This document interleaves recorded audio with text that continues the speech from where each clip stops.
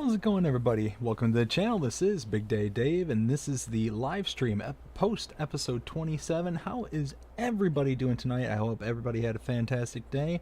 I see a bunch of people out there today. I see Jody. How are you doing today? I see Crimea River. Ryan, thank you for joining us from the future. We got Dust Bunny. Anybody else out there, feel free to give yourself a shout out. Let me know that you're out there. I hope, like I said, that everybody's having a great day so far. It has been a very interesting day today. We're going to wait a few minutes before we get rolling into this stream, but yeah, it has been, yeah, like I said, very, very interesting. Let's see. We got, let's see. Hello, Miss Crimea River. How are you this evening? I'm doing very well. Very tired, though. Yeah, I don't blame you. It's over. It's almost 3 o'clock in the morning where you're at. We're to my yard from 8 a.m. to 4:30 p.m. Getting my house ready to... Oh, wow. Okay, nice. Time to go farming. That's right. That is right. I'm going to wait a few more minutes. Let anybody else who wants to roll in here roll in, and... We'll get to, like you said, Jody, to get to farming. Oh man, you know what, Ryan, I completely feel you right now, cause, or no, I'm sorry, Dust Bunny, I feel you. I'm exhausted right now. It's been a long day. I was not expecting to do as much as I did today. So give it like one more minute and then we'll start really hitting off.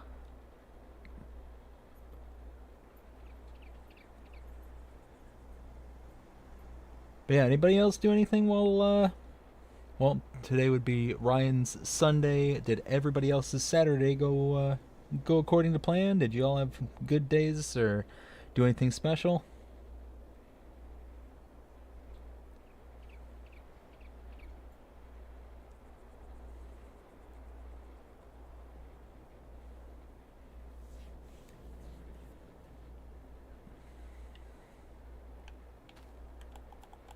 Oops, no, wrong button.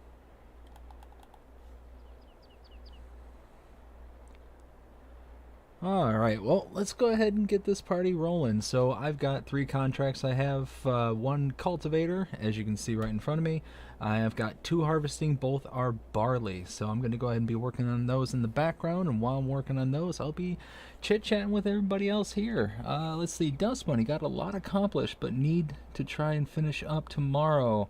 How's the family? They are doing fantastic. That's actually... yeah, part of the interesting part of today. So like I kind of alluded to, day started off, I was originally going to be just kind of hanging out at home this morning and just kind of relax and, just kind of, do my thing kind of thing. My wife and daughter were going to head out and they were going to do a bit of shopping, and, they've got their sister's baby shower that they're trying to prepare for, and so they just wanted to get some running around done this morning. But I ended up joining them, so we ended up taking a couple of cars up to go up to, where did we all go? We went to like Bath and Body Works. We went to like a Ross Dress for Less, Marshalls, things like that. Just a bunch of random stores. And I had an appointment this morning at 11 o'clock to go to a place called One Blood. And for those that are not familiar with it, it's a blood donation center. You can do, just whole blood, platelets, things like that. And then they divvy it out to the hospitals in the area and all that stuff for those people who need it. Well...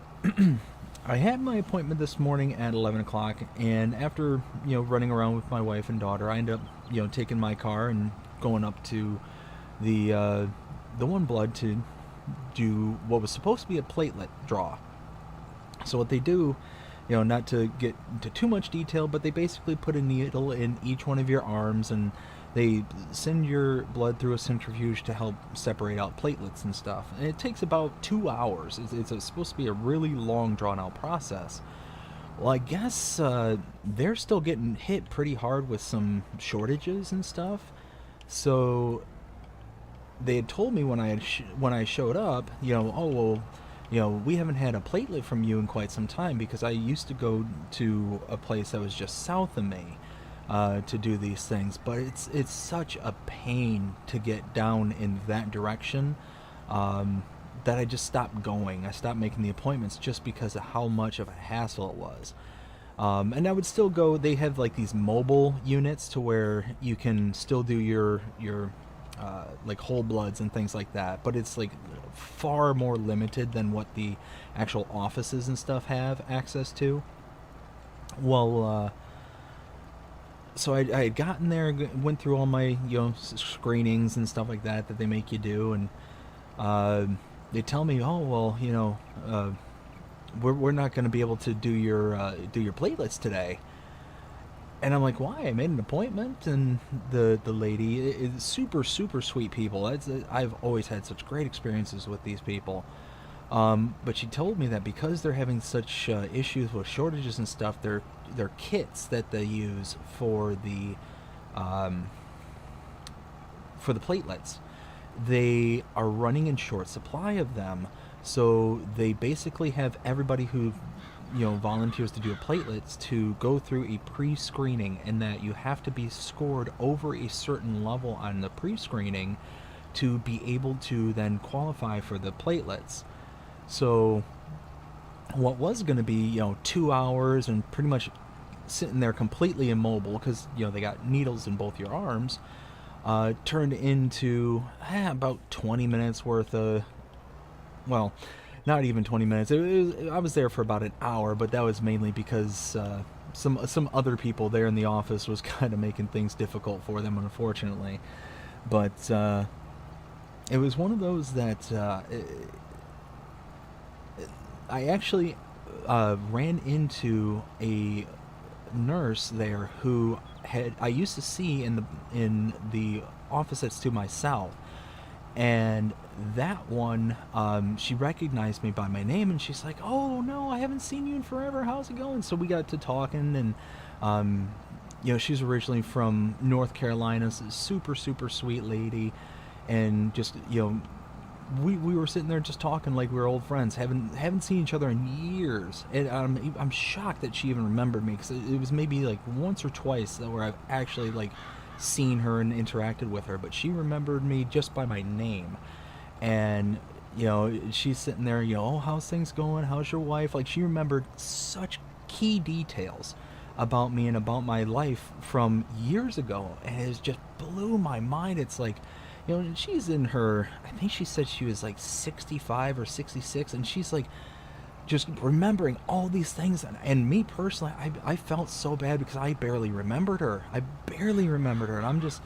I'm like, oh my goodness. And we're just sitting there just chatting. She's telling me about one of her daughters who lives up in Alaska, and how her daughter has a YouTube channel where they do the homesteading kind of thing, and they teach people how to do, like, survive out in the harsh wilderness and all that. And it's like, oh no, that's my kind of living right there. But but her and I, like I said, we were just sitting there chatting.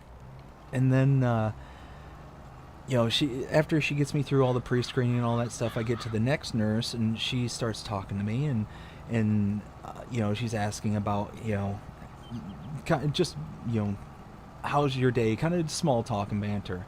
Then she's like, oh well, do you have any kids? And I just so happened to be wearing a shirt that kind of gave away the farm kind of thing.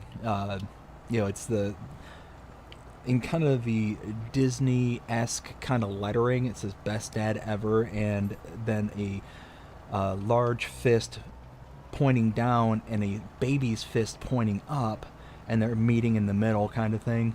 And then my daughter's name underneath the baby fist. And I'm sitting there on the chair, and it's not a recliner, but it's a like a custom made, like almost like a therapist's couch, but with these swinging arms on the side for you to rest your arms on when you're giving blood.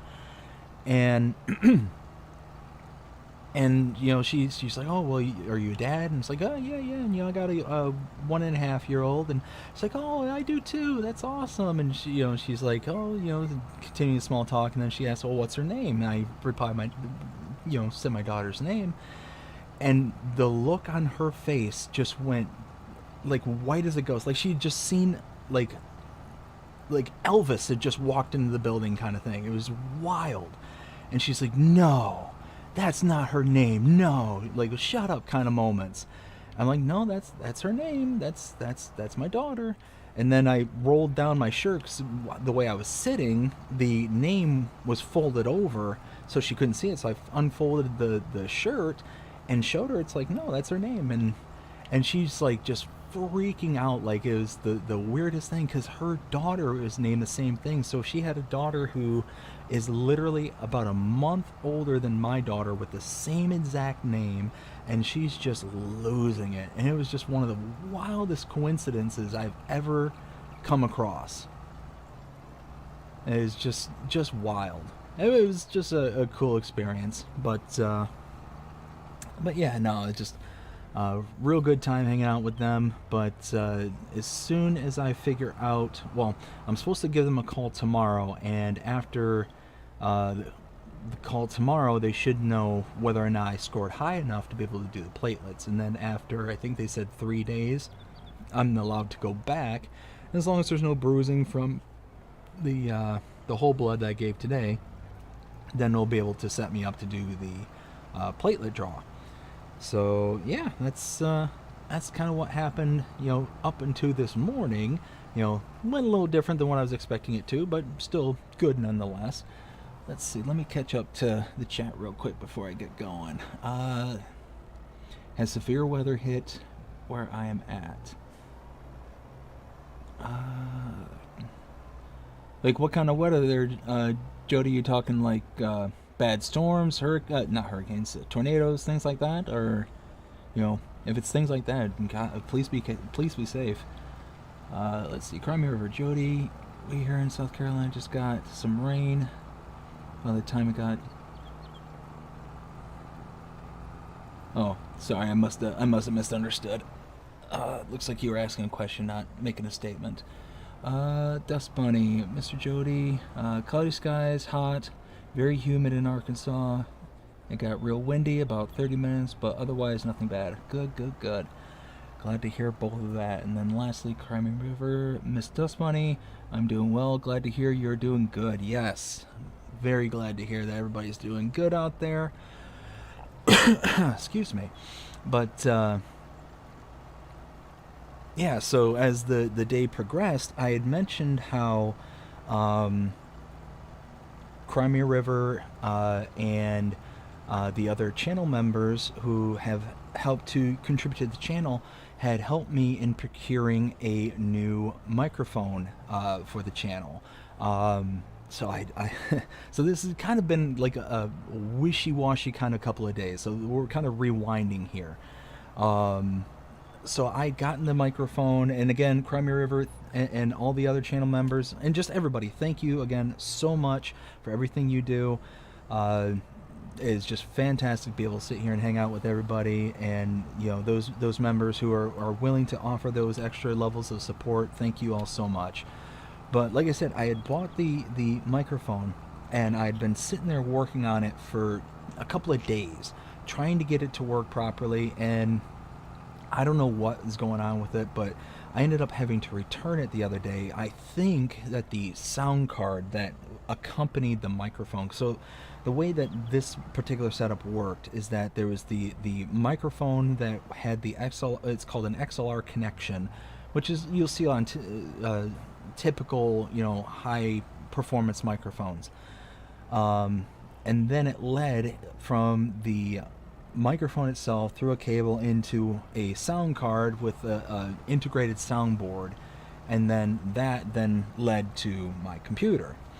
And I'm sitting there for days trying to get the microphone to then pipe into the computer, and everything's connected properly, everything seems to be functioning properly, but I, for the life of me, could not get anything to work, couldn't get anything up and running. And finally I just threw in the towel. It just like, nope, can't do this anymore because I'm just about to break something. I was getting so frustrated with everything getting all said and done. Well, I ended up returning it and went out and bought something new, and now I am far more confident in this thing working than anything else. So as long as nothing's broken, fingers crossed, then hopefully within the next day or so. I just received it today in the mail. I will hopefully get it all set up either tonight after the stream or potentially sometime tomorrow, but we'll kind of play that one by ear. So hopefully here pretty soon we're going to start getting much better sound quality out of the podcast, out of the live streams, out of the Let's Plays and everything there. So that's kind of what I'm hoping for at this point. Let's see. I think the entrance is right here, so we'll go ahead and boop. Nope. Come on. Unreachable, huh? Well. Sure. I guess that'll work. gotta love the AI on this game. It's just something else.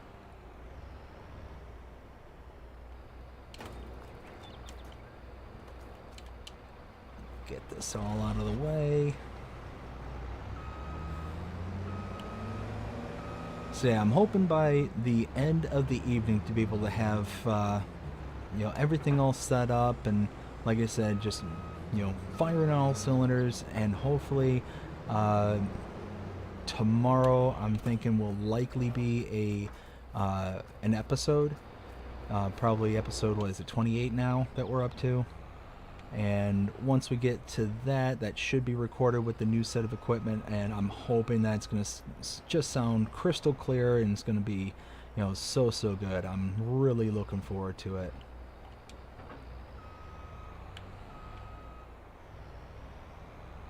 Let's see.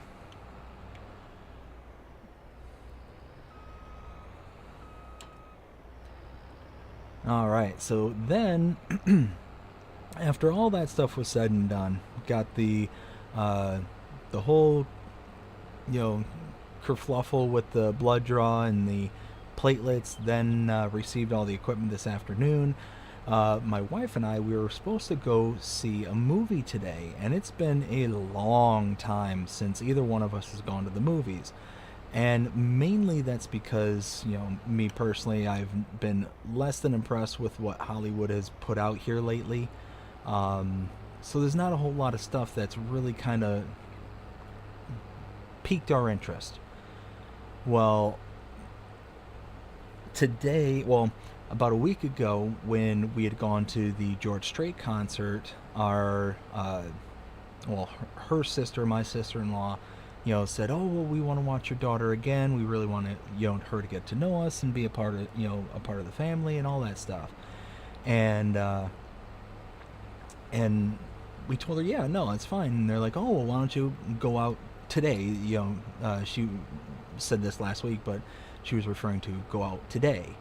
And we're like, "Well, I mean, yeah, we could do something, I guess, if you really want to watch her that bad." So we're like, "Well, let's go watch a movie." And we wanted to go see that Sound of Freedom. Well, we had got to the movie theater this afternoon. It was about, I don't know, 4-ish when we got there.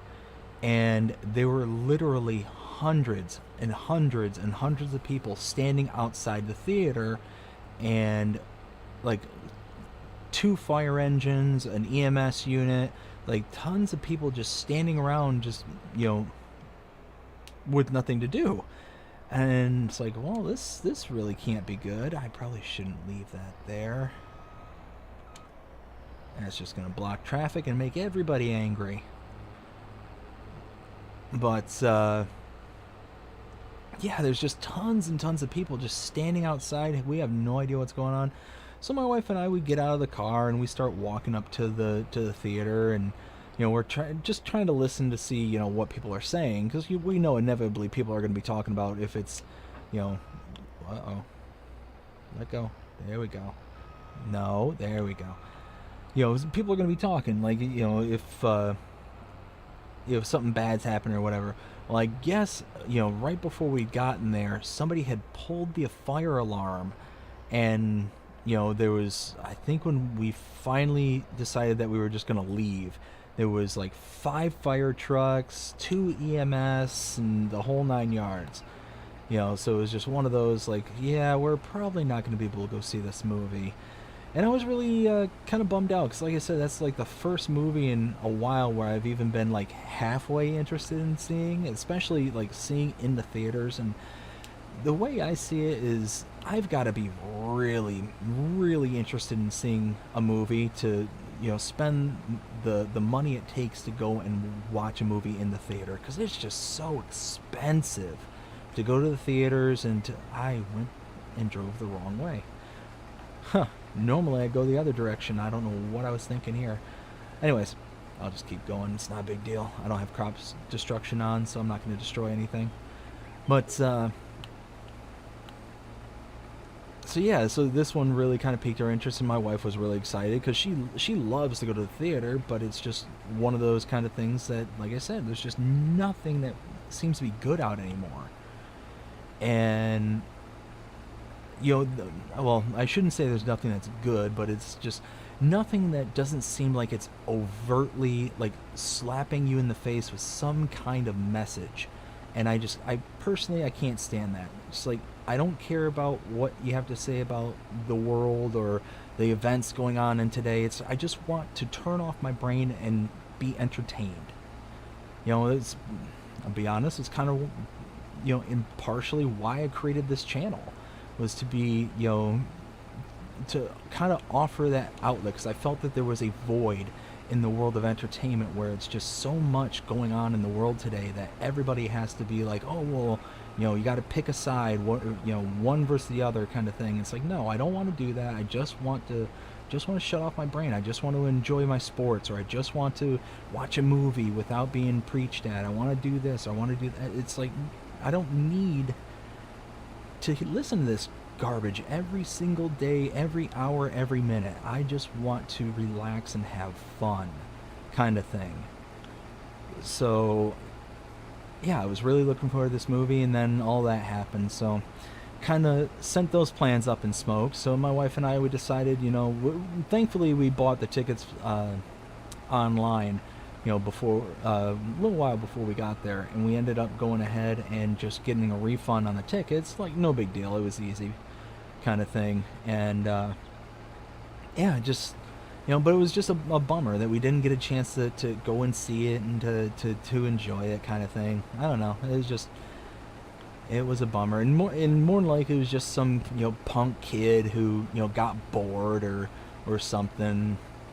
Because like I said, yeah, there was a bunch of fire trucks and a couple of ambulances there, but I would imagine that you would have to have that kind of response for just that kind of territory. If you had, like, if there was a fire kind of thing, it's like, well, you gotta have so many people there to be able to handle it, because it's such a big building, and so much stuff there that could go up in flames and cause cause it to go from place to place to place. So it's just one of those, you just gotta go there with force, but if it was a prank, if it was some punk kid who was bored, then more than likely they spent all that time, and all those firefighters, all those EMS, all their time was just wasted. So it's a real shame, but at the same time, it's just we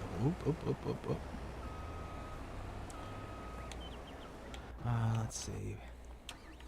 Oh, hey, I left this out in the road. I forgot about this.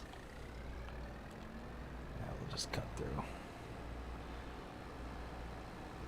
So yeah, was really bummed out that we didn't get to watch the movie, and just, like I said, kind of just enjoy ourselves, turn off our brain, kind of thing, and just enjoy, kind of thing.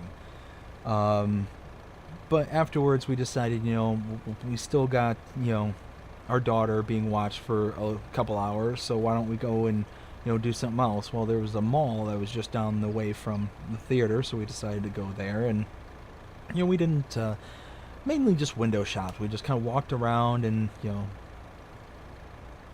we got a couple of things here and there, but nothing, like, too terribly special. But it was just nice to be able to just hang out with my wife and, just have some time to ourselves, some adult time. It was real nice to be able to do that. Let's put that back down, fold that in. There we go.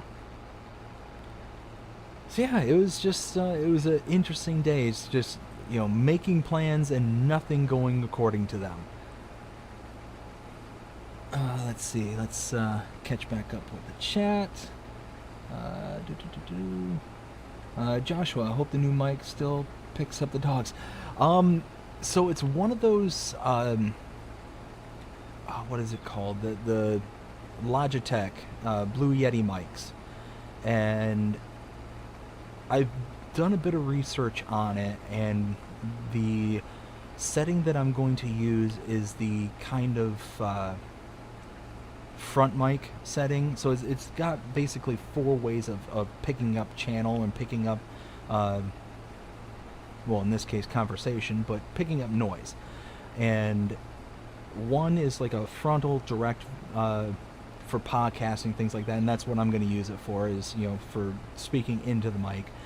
There's the stereo, so it picks up in kind of a left or right channel kind of thing. It's supposed to kind of be like the more ambient room sound. There's the front and back, so if you're like talking with somebody on the other side and they're talking to you, it picks up from both directions. And then lastly is kind of like a surround sound kind of thing. It's supposed to pick up like pretty much anything in the room. But knowing my dogs, they will very likely make their presence known one way or another.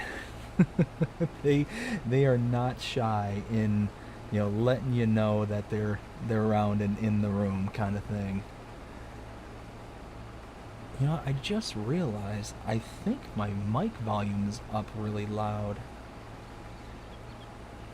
Just out of curiosity, am I coming through okay? Like, I'm not sounding like I'm peaking or anything? Just let's see. We got can't wait to hear it. Me too. It's like I said, I was going to do it today, but just so many things just kind of went awry that by the time I got home, I was just exhausted, and we ended up getting home is probably around 8 o'clock, which is extremely late for my daughter. Like, normally we have her in-house, she's fed by like 6 o'clock, she's bathed by 6:37, and we're all just kind of kicking back and relaxing on the couch until she goes to bed at 9. So for us to get home at 8, her in the bath at like 8:15, and it just really kind of threw everything off this afternoon. I agree, Mr. Joshua. I love hearing the dogs in the background. Yes, like I said, they will very, very likely make their presence known one way or another, whether it's them drinking their water dish or the moans and groans and the barking.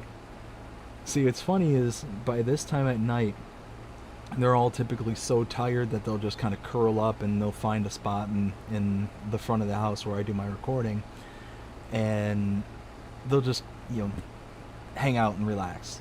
But during the day, they're sitting there and they're staring out the front windows, or they're walking back and forth, because our dogs, especially our oldest dog, he's like the protector of the house, and he's just on patrol constantly. He's always looking outside, he's always checking things out, and if even a squirrel from 3 doors down makes its presence known, he lets us know about it, kind of thing. And of course that sends the others into a tizzy, because hey, big brother sees something, well, we got to figure out what he's freaking out about. So yeah, he's well, they're all great dogs. They're all, they do exactly what, you know, what we ask them to do, which is to, be there, be loving, and, let us know when people are around that we don't necessarily want. And actually, pretty funny story. Um, like I said, the oldest dog that we have, he's a black lab, and we think he's mixed with Chow Chow. So he's got the typical features of a black lab, but his tail is extremely curved, which is typical of a Chow Chow breed. But he's also got the black spots on his tongue, which, like I said, kind of makes us feel like that's what he's kind of mixed with. Well, like I said, anytime that whoops, didn't mean to do that. Anytime anybody comes up to the house, whether it's like Amazon, they're dropping off packages, or just anybody, we get we'll get like the Jehovah's Witnesses, or just people trying to push internet, say, hey, we're offering 2 years at a discounted price, and then after 2 years you got to pay your firstborn kid, kind of thing. We get those all the time. Well, but yeah, he just loses it every single time. Well, one time there was a lady who walked up to the front of the house, and she went to go knock on the door. Well, he saw her, but she didn't see him. And as she's like walking by, our driveway leads up to this little walkway, and then the walkway leads to our front door. Well, the walkway is right there. I would say maybe 2 to 4 feet away from the front windows, and we've got these huge panoramic windows in the front of our home, so you can kind of see in pretty much all directions, because our house is against a street, and that we can see pretty much the whole length down the street because of these windows. Well, she comes walking up, and she doesn't even get to the foot of the stairs to the front door. And all of a sudden, my dog, he just lets his presence known, and he starts barking, and she like jumps. I watched the whole thing, and what's even better is I've got cameras up in the front of my house to make sure like I can capture anybody doing any funny business or anything like that. Well, and she jumped about 3 feet when he started barking. And what's funny is our front windows, they're actually, they're really an odd design. Like they're really kind of old school, but basically what they are, they have an upper window and a lower window that will, they're not like a traditional window that you pull open and pull close. They're like a jealousy window kind of thing. And they've got jealousy windows on the bottom and jealousy on the top. Well, the bottom windows, I've had to remove the screens because of him. He will sit there and lunge at the windows and just start pawing at the windows. Well, he was starting to tear up the screen, so it was just easier at that point just to go ahead and remove them and, kind of let him do his thing. Well, he also, to keep them from like blowing out the jealousy window, I reinforced the window frames along the bottom so they're actually tacked in at the bottom, so he can't like push them out, kind of thing. So he jumps at the window, and she jumps about 3 feet in the air. She freaks out, and she like looks at the house and just mouths, "Oh hell no." And she just turns on her heel and walks, like wants nothing to do with us after that. She's like, nope, I am just noping out of this situation. and anybody who knows him knows that the moment you come to the house, come inside the threshold of the doorway, he is as nice as can be. He is as nice as can be until you start roughhousing with me or my wife. If you like go to make a lunge towards us, he is the first one to start going for the jugular. Like and I warn everybody who comes in the home, Do not fool around. Do not play. Do not act like you're going to try and mess around with either myself or my wife, because he will bite you. He will go after you, and he will hurt you. And we've had one situation where he's actually gone after somebody, and thankfully I saw it happening as it was getting ready to go down, and I was able to push the person out of the way and get in front of him before he got a hold of them. And again, I warned him. It's like, do not, and this is somebody I hadn't seen in years. This is an old high school friend, and the first thing I tell him is like, hey, this dog, he's as sweet as can be. You can sit there and love on him. You can pet him, do whatever you want with him. You can sit there and even roughhouse with him. Do not do anything aggressive towards me or my wife or else. And I guess he wanted to test that theory. And as soon as I pushed him out of the way and got in front of him, he basically is like, whoa, you are not kidding around. It's like, dude, you have no idea how lucky you just were, because he would have gone after you, and I don't know if I would have gotten him off.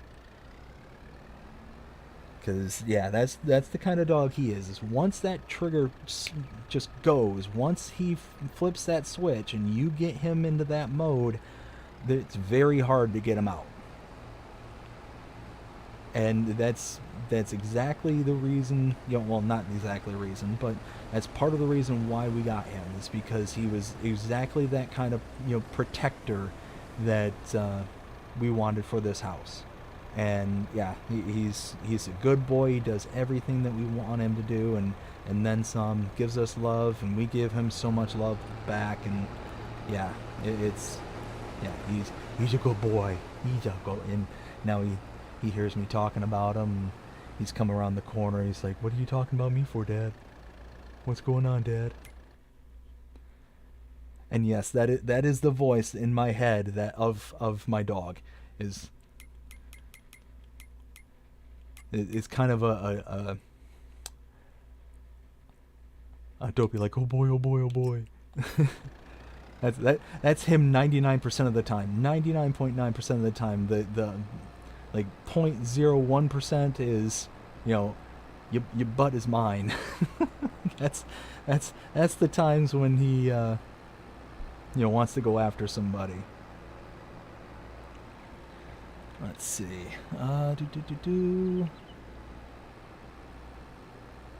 Message redacted.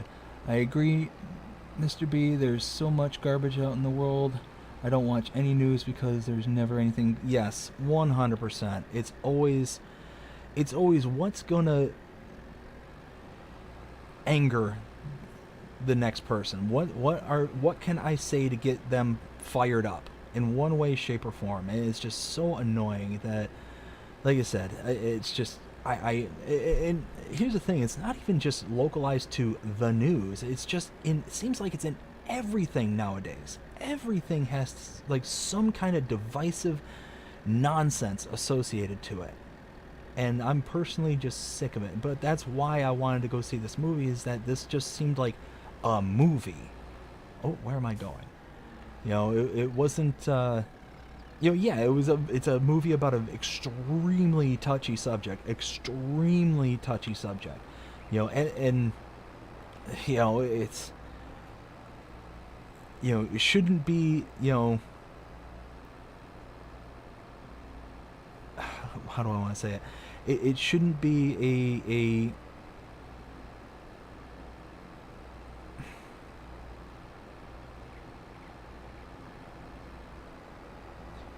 it shouldn't there shouldn't be a time in which, like, it seems like there's no kind of refuge from these kind of things going on right now. And that's why I made this channel, is I just didn't feel there was any place to just disconnect and just relax. Like, everything, like, it has some kind of divisive issue one way or another, and things that just don't belong.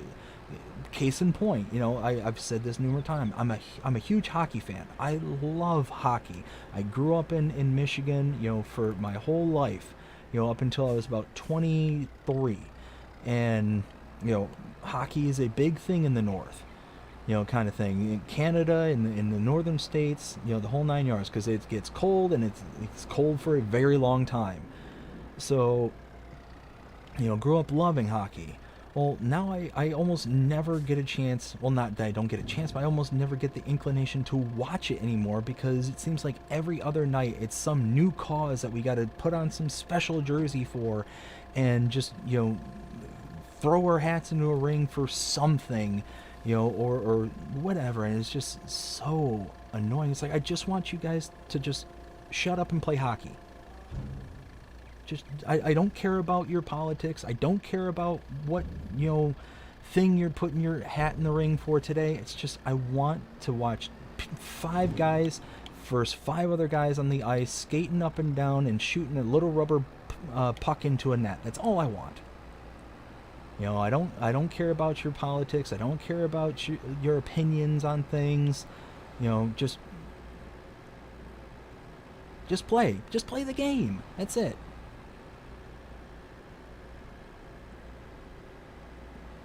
So, yeah, like I said, it's just one of those that just, we can't catch a break anywhere. And it's to the point to where, I felt like I had to create something, because I just felt like there was a void. Just so much of a void to where, people could just come out and have fun. Not talk about politics, not talk about divisive issues, not take sides, not take a stand, not do this, not do anything like that. That's not what this space is going to be. This is going to be a place to have fun. To kick back, relax, hang out with people that have a mutual interest, and not talk about things that oftentimes are so shallow and vapid and devoid of rational conversation and thought that, everybody just sits there and beats their chest and gets all, up in arms about the next thing. Anyways, enough of that. Let me continue reading and see what, do you believe in ghosts? Ryan, I do believe in ghosts, and again, another funny story. I think I started talking about this in the last episode, and funny enough, Cry Me a River helped me come up with with a well, I'll explain that here more. So, like I had mentioned, I have cameras. I have them posted all throughout my house. Well, one of the cameras that I have is out in my garage. I've got, tons and tons of tools out there, for woodworking. I do a fair bit of woodworking and, whatnot. And, I'm not going to say I'm like some master wood builder or anything like that, but I do a fair bit. Well, I ended up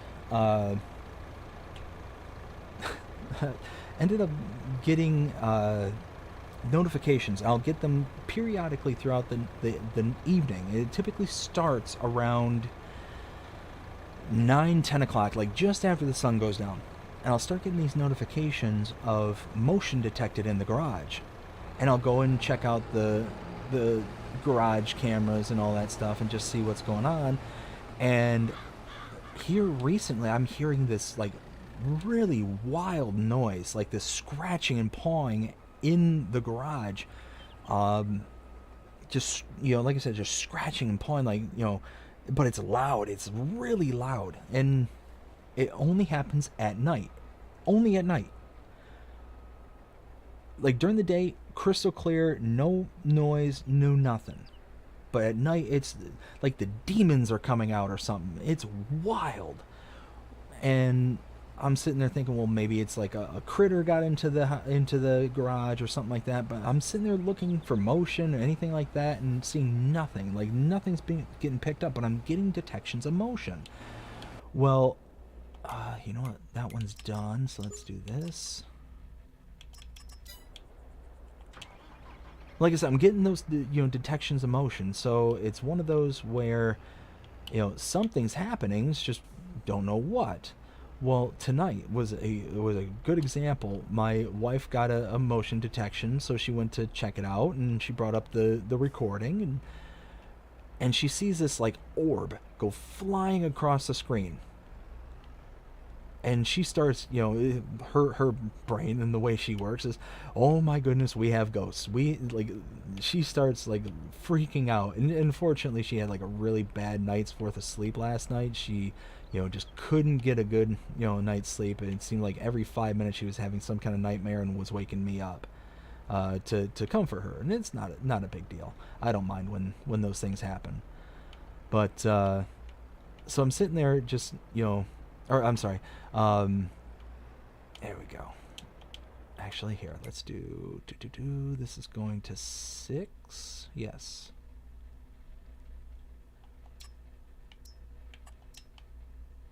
I think the entrance is here. Oops. Alright, perfect. So anyways, she sees this like orb go up from the bottom of the screen and then back into frame and then off to the right. And I know exactly what her brain is thinking before she even said anything. So I look at her, it's like, no, there's not a ghost in the garage, kind of thing. And she's like, are you sure? I'm like, yes, I'm sure. There's no ghost in the garage. And I was sitting there just, comforting her and just like, everything's fine, just relax, kind of thing. But no, it's just the wildest thing, because we're sitting there kind of, seeing this stuff on a very regular basis, getting motion detection, in the garage and all this stuff, and there's nothing happening.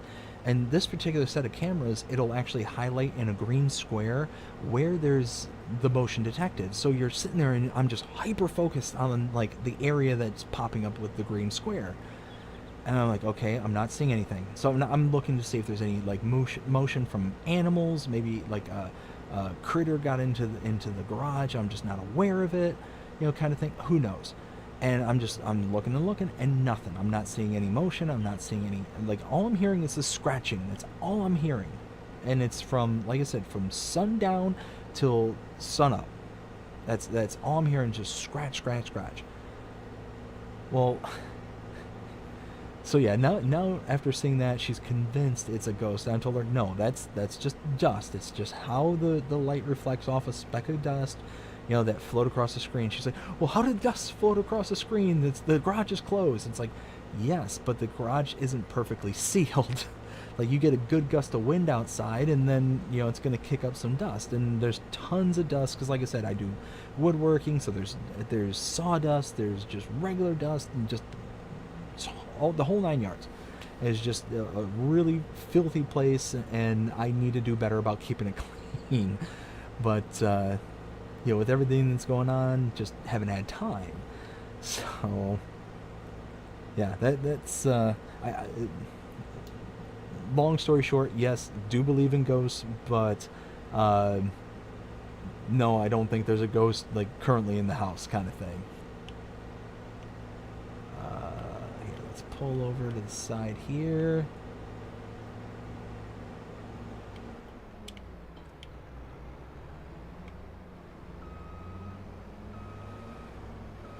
Oh dear, oh dear. There's a van there. There we go.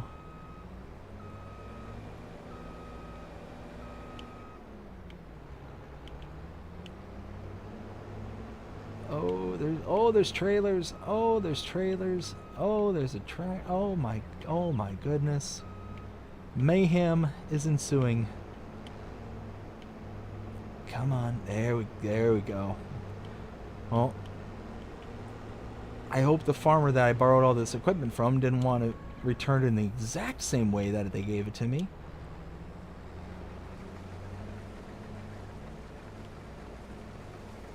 Alright, so let's do that. Get this off the road.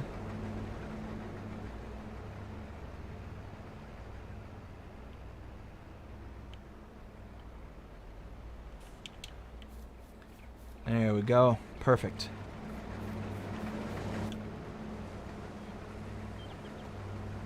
Alright, so chows don't mess around. I had a friend who had one, and he was sweet as pie. But if you raise a hand to her or her daughter, you yes, yes, and that is how our dog is.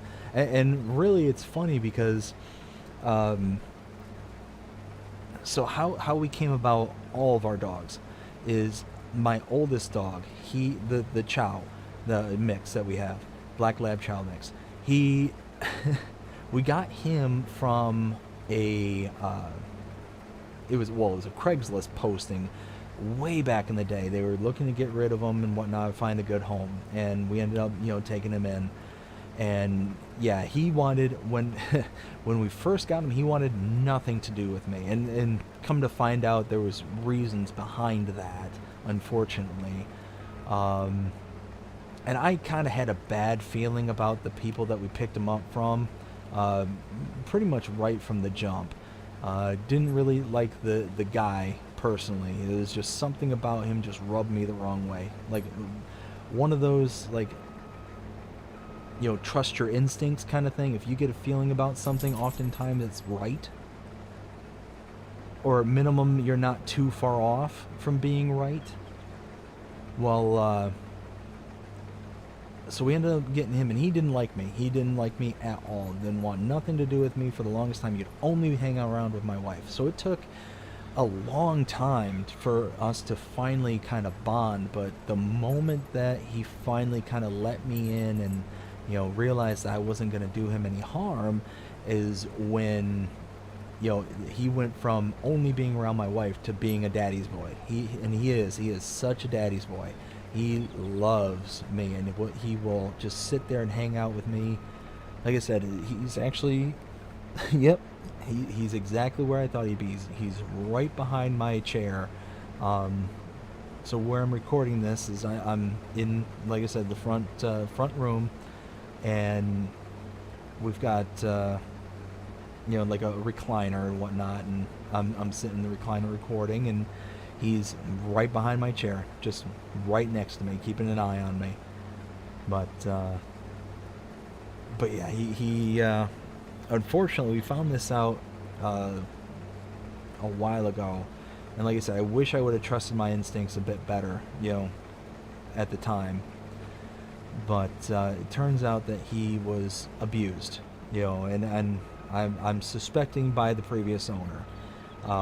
So several years ago, this probably would have been about 3-4 years ago, we took him to the vet, and he ended up hurting his leg. And we went and took him in. He didn't want to put a lot of weight on the leg. He was just limping and was really kind of lame.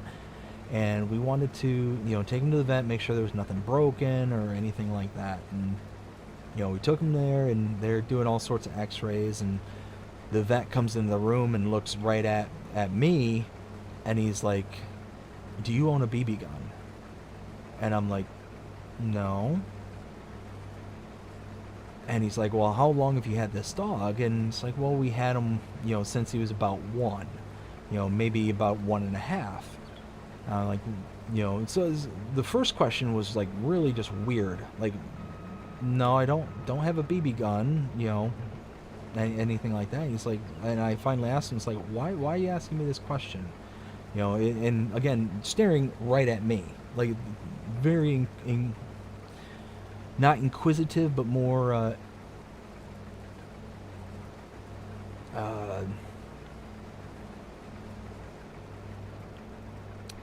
what's the right word? Not inquisitive, like inquiring kind of thing, more like accusing kind of manner. And he's like, "Okay, so you haven't had this dog your whole lives?" It's like, "No, we got him from a Craigslist ad, back, like I said, this would have been back in like 2011, and when we first got him. Well, turns out that he has BBs stuck in his leg, and we asked, well, can we get them removed, and things like that. And it's like, no, it's not anything that's bothering him or anything like that. And he was fine. There was no hurt, anything. He just probably had a sprain or something. But yeah, when they told us that, like, we both, my wife and I, we almost like broke down in tears because we had no idea. He'd never had an X-ray on his on that particular limb before. So when they told us that, it was just a complete heartbreak when we found that out. But it's like 12 years removed now, kind of thing. So it's nothing that we could do. We don't even know like the person's name that we got him from, kind of thing. It was just kind of we ended up meeting them at a parking lot at a Trader Joe's in Georgia, and they had all the like food that they had, the toys and all that stuff. So it was just one of those, like, it was just a wild experience, when we were going through that. And it was one of those, like, after the fact, I went to I was talking to my wife after the fact, and it's like, did you get the feeling like he was like blaming us, like he was actually accusing us for actually hurting our dog, kind of thing? And it was one of those, like, she agreed, she's like, yeah, like it felt like he was, thinking that okay, there it is. Like he was accusing us to have done something. And it was after that we actually started going to a different vet, and we let them know, it's like, this is what happened. And it didn't feel like it was more of him inquiring as much as it was accusing. And now we're going here, and we're more than happy with our current vets and whatnot. But it was just that was probably the saddest that I've ever been for him. And it was probably that whole night where my wife and I, and this is before my daughter was born when we heard about all this, that whole night we just sat there on the floor with him and just cuddling up with him, and just gave him extra treats, and like just all the things that we could possibly do to just and it's not like he's in pain because of it or anything like that. We had no idea, we had no clue that this was even a thing that he's been living with his whole life, kind of, or practically his whole life.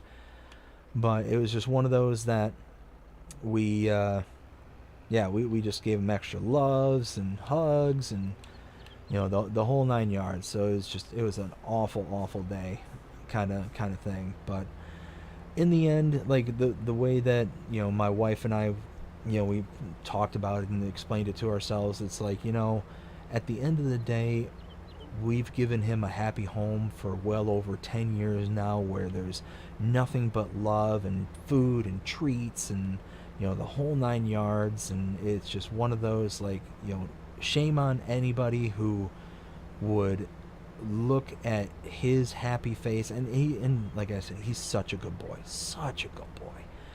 that shame on them. And there's a special place in hell for anybody that would do something like that to a defenseless animal.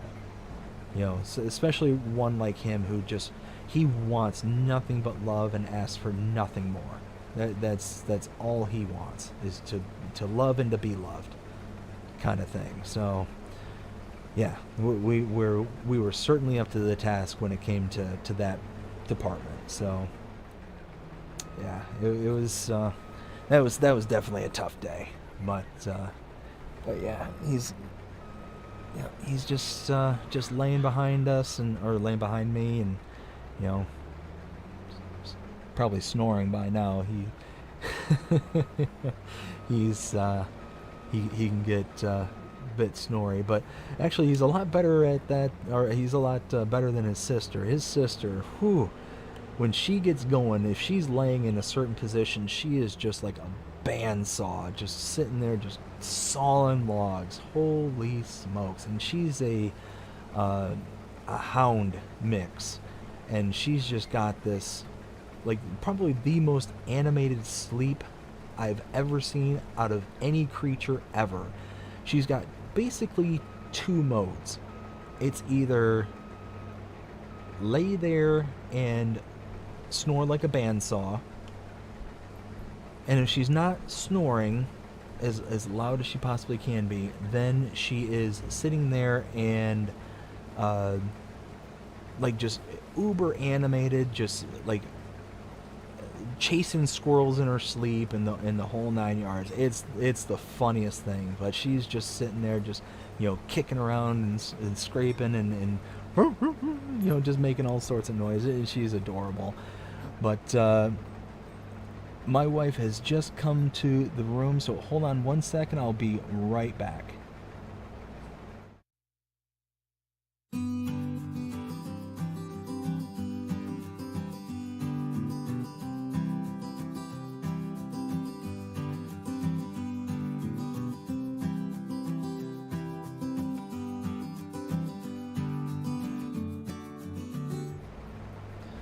Alright, so sorry about that. My wife is getting ready to go to bed and wanted to give her a kiss goodnight and told her I love her.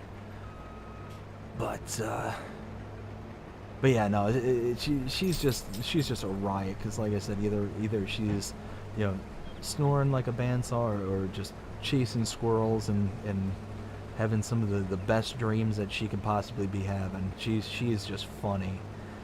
And we actually ended up getting her from my wife's sister. My wife's sister ended up adopting her from the pound, and this dog is like the quintessential, like the best dog to have for like the family kind of thing. Like, our daughter could sit there and jump on top of her, roll and play and tug and do, like, we don't let her do those things, but I'm saying she could do all these things, and this dog just would not care. She just would not care. She's just along for the ride. She's like, as long as I get a treat out of this, then I'm happy, kind of thing. Oops. Help if I went with the grain.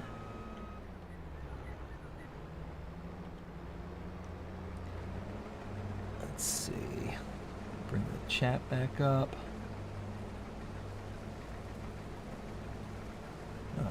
Yeah, sad face. Animals know when a person is giving off bad energy and they will bite. I have a saying for those types of people. If I were a dog, I'd bite them. Yes, 100%. Oh, you know what? Another extremely funny story. At least I find it funny. So this would have been when we first moved to Florida. I was still living at home with my mother and father, and at the time they had a Saint Bernard, and this dog was the quintessential sweetheart. Like, there was like nothing in the world could, you would never see this dog ever bare its teeth or get upset or do anything. Like, this dog was always just happy-go-lucky, and he was just a great dog. Unfortunately he's long since passed, but yeah, great dog, just an amazing dog. And he was one of those kind of dogs where, because he was so big, he was almost 200 pounds, this Saint Bernard, he would have his, what we'd call his puppy moments. And if like something happened, like especially towards the evening, pretty much all day he would just lay around and sleep, and occasionally get up and want to be pet and loved and kind of thing, and then he'd go back down and sleep. Well, in the evenings, if I were to come into the house, because the living arrangements at the time, when we had moved to Florida, I had my own room that was separate from the main house. So if I'd come into the house kind of thing, especially if I came in late at night, he would get like his 15 minutes of just pure energy, and all he'd want to do is just play. Well, like I said, this dog, I'd never heard him once even growl before. Like, I've never heard him do this. Well, one day we had decided we were going to switch our internet. We were going from one company to another because of bad experiences we were having with the previous company, so we decided to switch. Well, they had sent a repair guy to the home or not a repair guy, but an installer to do the job and whatnot. Well, they end up coming in the door, and we told him, it's like, yeah, this dog is super, super friendly. Um, he's a lover, not a fighter, kind of thing. And the guy went to walk into the room and go and do this thing, and this is the one and only time this dog just like openly like snarled, bared his teeth, like he was ready. Like there was something. And before this guy even came in, again, it was one of those vibes where it's like, you know what, there's something about this guy I don't trust. There's something about him, like just nope, just a whole big bag of nope was just going off in my brain. And yeah, as soon as this guy came in the door and this dog saw him, he obviously felt the same exact way. There was something about him he didn't like. And yeah, it was one of those that never before and never since this one incident, that was the one and only time where this dog had ever done anything like that. And it was just wild, just completely blew my mind. Let's see. Exactly 100% Miss Dust Money. I am 68. And all my dogs except 2 are rescues. The most recent, he is now 9. Sorry, I'm driving and reading at the same time, and I'm not good at either. And of course, this is, wow, all these curbs, they just come out and bite you.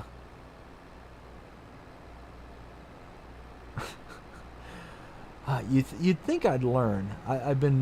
We're almost up to episode 28 now. I've gone through 27 episodes plus, about a dozen or so live streams at this point on this map. And you'd think that I would know. Stay away from them curbs. Just stay away from them. They're not my friend. I sweet talk them. I try and be nice to them. I buy them dinner. I sweep the stones off of them every once in a while. And nope. They bare their teeth at me and they trip me. Just boop. Anyways. Had over 20 puncture wounds all over his body when we found him. Vet said no animal bites. It's 4.5 months old. Oh my goodness. Like I said, there's a special place in hell for somebody like that. Just anybody who could do this, something like that horrendous to an animal. Just.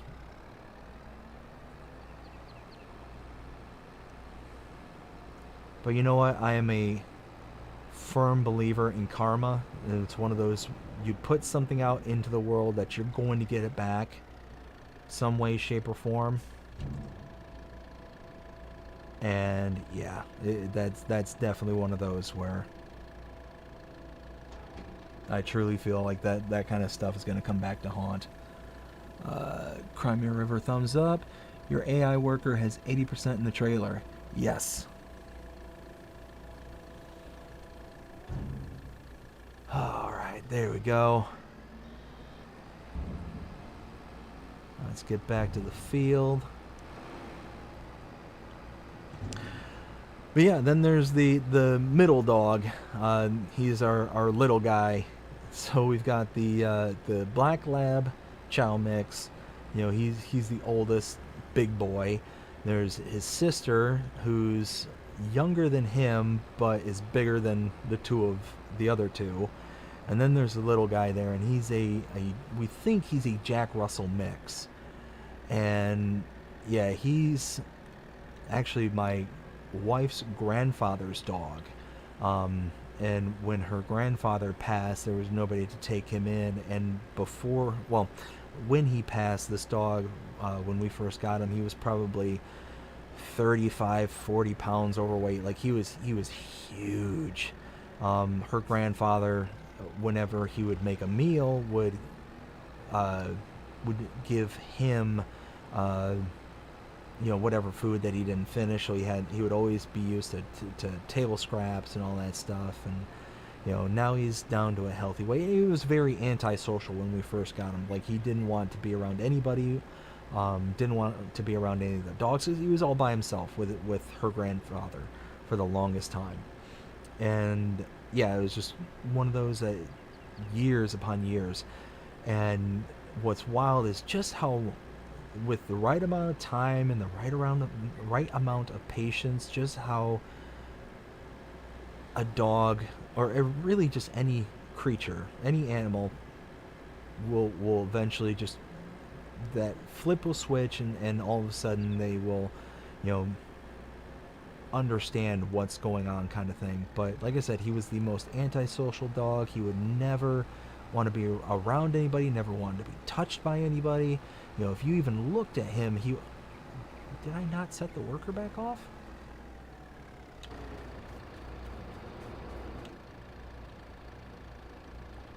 No, I just decided to stop for some reason. Huh, okay. But, oh,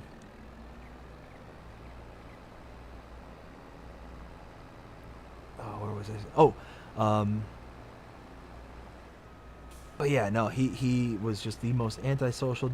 And what's funny is, when we were in the prospects of potentially getting him, you know, everybody in the family knew that we had dogs, and you know, at the time we only had, well, no, that's not true. We had 2 dogs at the time, and he made 3. And the other dog that we had at the time, she ended up passing. But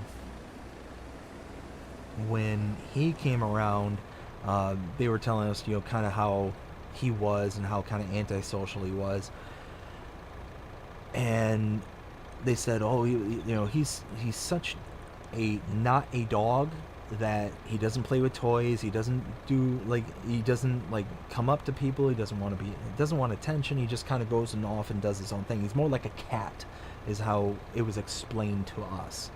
And it's like, I mean, don't see that being the case, but we'll see, you know. So we ended up bringing him home and all that stuff. And the first thing we do is we give him, you know, kind of a bag of toys and all this stuff. We present him with it, and we sit down with him. We just kind of, you know, see how he reacts to the whole, you know, being in a different home and all that stuff. And the first thing he does is we give him this big bag of toys. And after we give him the toys, he picks out the one, like, rubber toy that's in the entire bin of toys that we bought him, and he just starts going to town on this toy. Like, it just completely turned him into a puppy, you know, and just starts, you know, squeaking and playing and doing all sorts of stuff with it. And my wife and I just look at each other, and it's like, huh, well, that's a weird way how not to play with toys. And it turns out that the aunt that told us, you know, he's not a big into toys, well, the only thing she was trying to give him were like fabrics and cloth toys. Well, it turns out, we found out from her father that her grandfather, you know, his father, explicitly kept him from playing with fabric toys because he didn't want him potentially getting into like his sock drawers and things like that. So yeah, he didn't want the dog to be associated to being able to play with some kind of fabric. So at the end of the day, it's like, okay, well, that makes total sense as to why he wouldn't want to play with fabric toys. But that he had, you know, tons of rubber toys, and, you know, the Kongs, and, you know, toys and things like that. So it was just funny. But, you know, like I said, he first, you know, super antisocial, didn't want to be around us, didn't even want us to touch him. That's just how he was.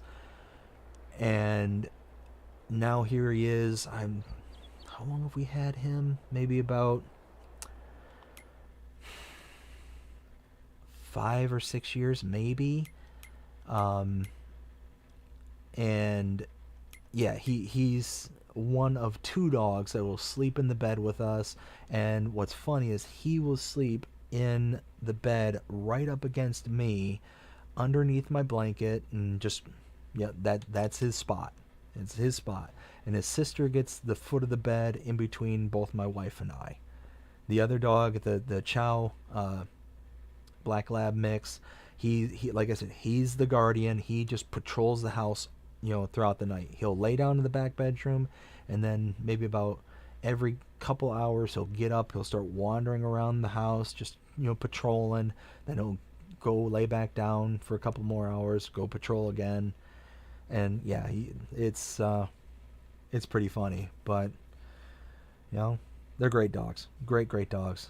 So glad to have them, and ended up started to talk about how the microphone will hopefully be able to pick them up, but like I said, they will be able to make their presence known one way or another. I am certain of this. And yeah, goes into me just going into a long drawn out conversation about how good they are and the type of dogs they are and how we got them. So that's fun. Let's see, let's go. Whoa, what just happened? Oh, completed. Well, you don't say. Let's go ahead and pick up that contract, because why not? Something in...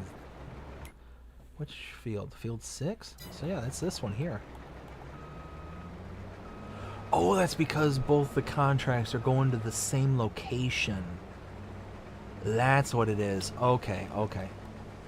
I'm sitting here thinking, it's like, how in the world is this already completed? Oh, and the harvester's going to miss a whole bunch. Oh, well. Let me catch back up and see what everyone's saying. Miss Dunce Bunny, there's a special place for the... Yes. Yep. 100% agree. Your AI... Oh, yep, got that. He only weighs 20 pounds and he lives in an eternal state of fright. He's literally afraid of his own shadow. Yes. It's funny. I do a fair bit of reading, and I was reading something a while back how you can tell just how comfortable a dog is in like their surroundings based on how they sleep. And they said that if a dog like sleeps in kind of a curled up ball kind of position, that is when they're at their most kind of high stress, strain kind of thing, quote unquote. And the reason for that is because they're sitting there and they're curled up because they're protecting their internal organs. So it's kind of one of those kind of things that have been ingrained in the dog throughout their whole like lineage, all throughout their history kind of thing. And they're expecting, in the wild, if they were to be attacked, they're keeping their soft spots, from being, chomped on if they were to get snuck up on by a predator, kind of thing. And the exact opposite of that, you can tell when a dog is at their most relaxed and most carefree when they're sitting there laying like on their back with their bellies up in the air, and they're like the most exposed to everything, kind of thing, especially when they're sleeping. So if you have a dog that's sleeping and they are like laying on their back while they sleep, then that's like the happiest, most carefree dog that you can possibly come across, kind of thing. And both of these trailers are full. I completely forgot about that. Oops. So let's go ahead and take this up. So this is going to the same place, right? Oh, all of them are going to the... Ugh. So yeah, let's go ahead and... I forgot where I read that, but it was just a fascinating, kind of insight, kind of thing. And yeah, it's funny because the little guy, like I was talking about, he is very stereotypical. Like even to this day, like he's warmed up to us, and he loves to be pet on and loved and all that stuff. And like I said, he sleeps in the bed with us. And he's actually laying at my feet right now as we speak. But forever until this day, he's one of those curl sleepers. He always sleeps in like a ball, a tightly wound ball, kind of thing. And it's just, probably is going to be no breaking him of that kind of thing. But well, actually, you know what? That's not true. When he lays in the bed with me, he will typically let himself kind of sprawl out and let himself kind of be, quote unquote exposed, like laying on his side, kind of thing, but minus the ball. So it's one of those that he will, kind of relax when I'm right there with him, kind of thing. The other two, the hound, yeah, she's one of those, back sleepers. She'll just kind of sprawl out and, just lay there and just belly in the air. She doesn't care. I'm convinced there's not a care in the world with that dog. There's just nothing that could get to her. And then the other one, he's kind of a mixed bag to where he'll, sometimes he'll sleep, curled up. There's other times he'll sleep where he's, wide open, exposed. Just depends what kind of mood he's in at that moment. But,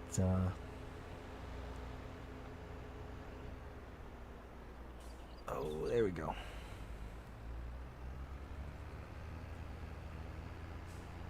So let's see what this gets us. Another 16,000 liters. But we've picked up another contract, so we'll see how that affects the final outcome. Let's pop that.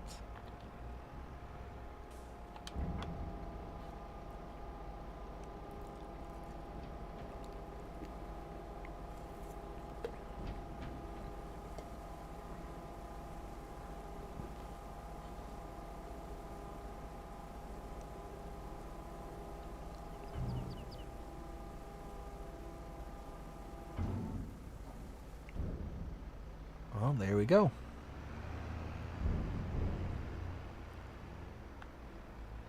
Now what's cool is, for those who are following along the series, you'll know that I just did a barley harvest there at the main farm, and that is being processed right now at the grain mill. So whatever kind of barley I have left over from these contracts, which, considering all three are for the same product, going to the same location, all that stuff, there should be a fair bit left over from the 4 total contracts. Yeah, 1, 2, 3, and 4. Yes. So there should be a fair bit when everything's said and done. And that is going to go to the grain mill as well. So if we take a look.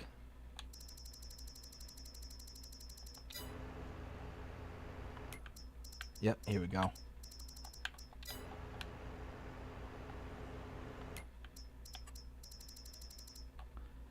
So yeah, you can see 89,000 liters of chaff, 86,000 liters of pig food, 93,000 liters of flour. Like, this is just chugging along. And where's the barley? Oh. Oh. Okay, well, it appears it is finished working the barley from the field. Okay. I was not expecting that. That to be done already. What? Hey, driver. I don't appreciate your attitude.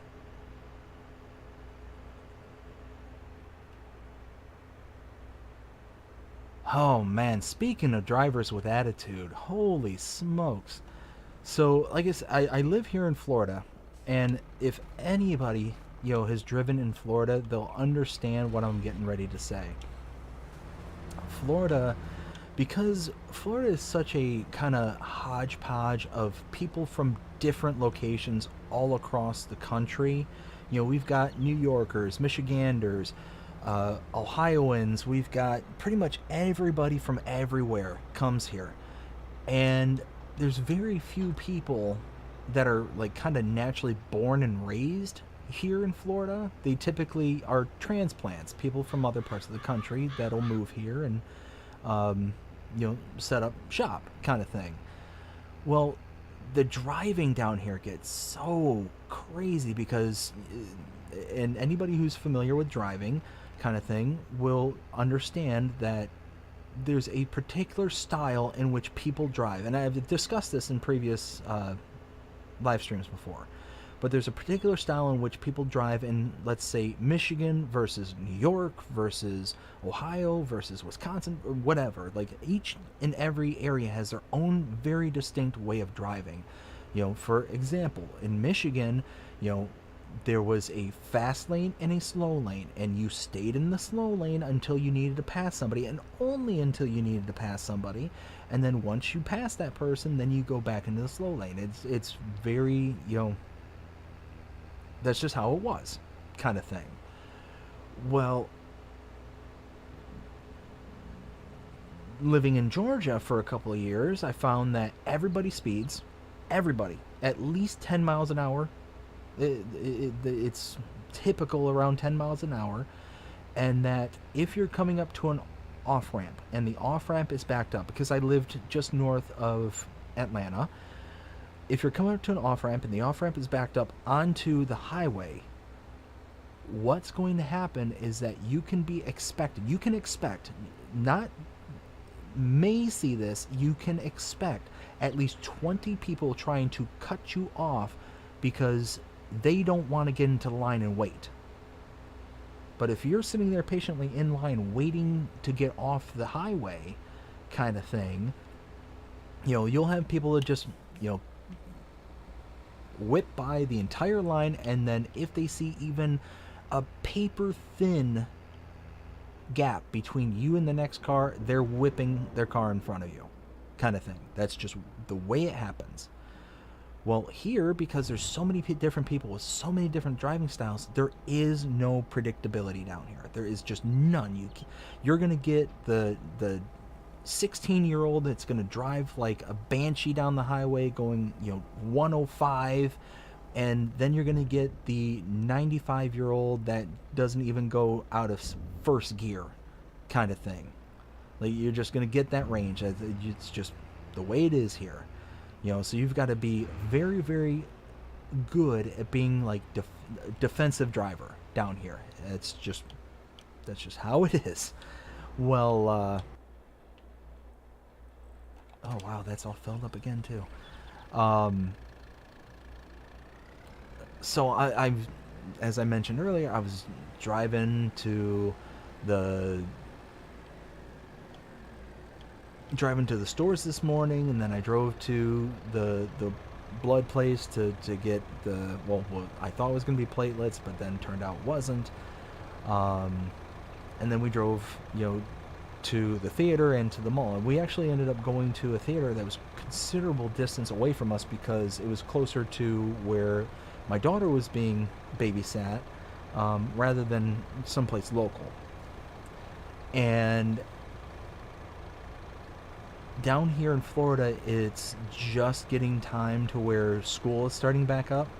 They start school really early in this neck of the woods, and I'm so unused to it. I've been here for over 20 years.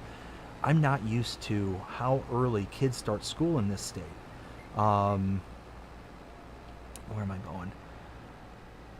I'm used to, like, when I went to school in Michigan, we started like the week before, what is it, Labor Day? It's the holiday in September. We would always start pretty much the last week of August.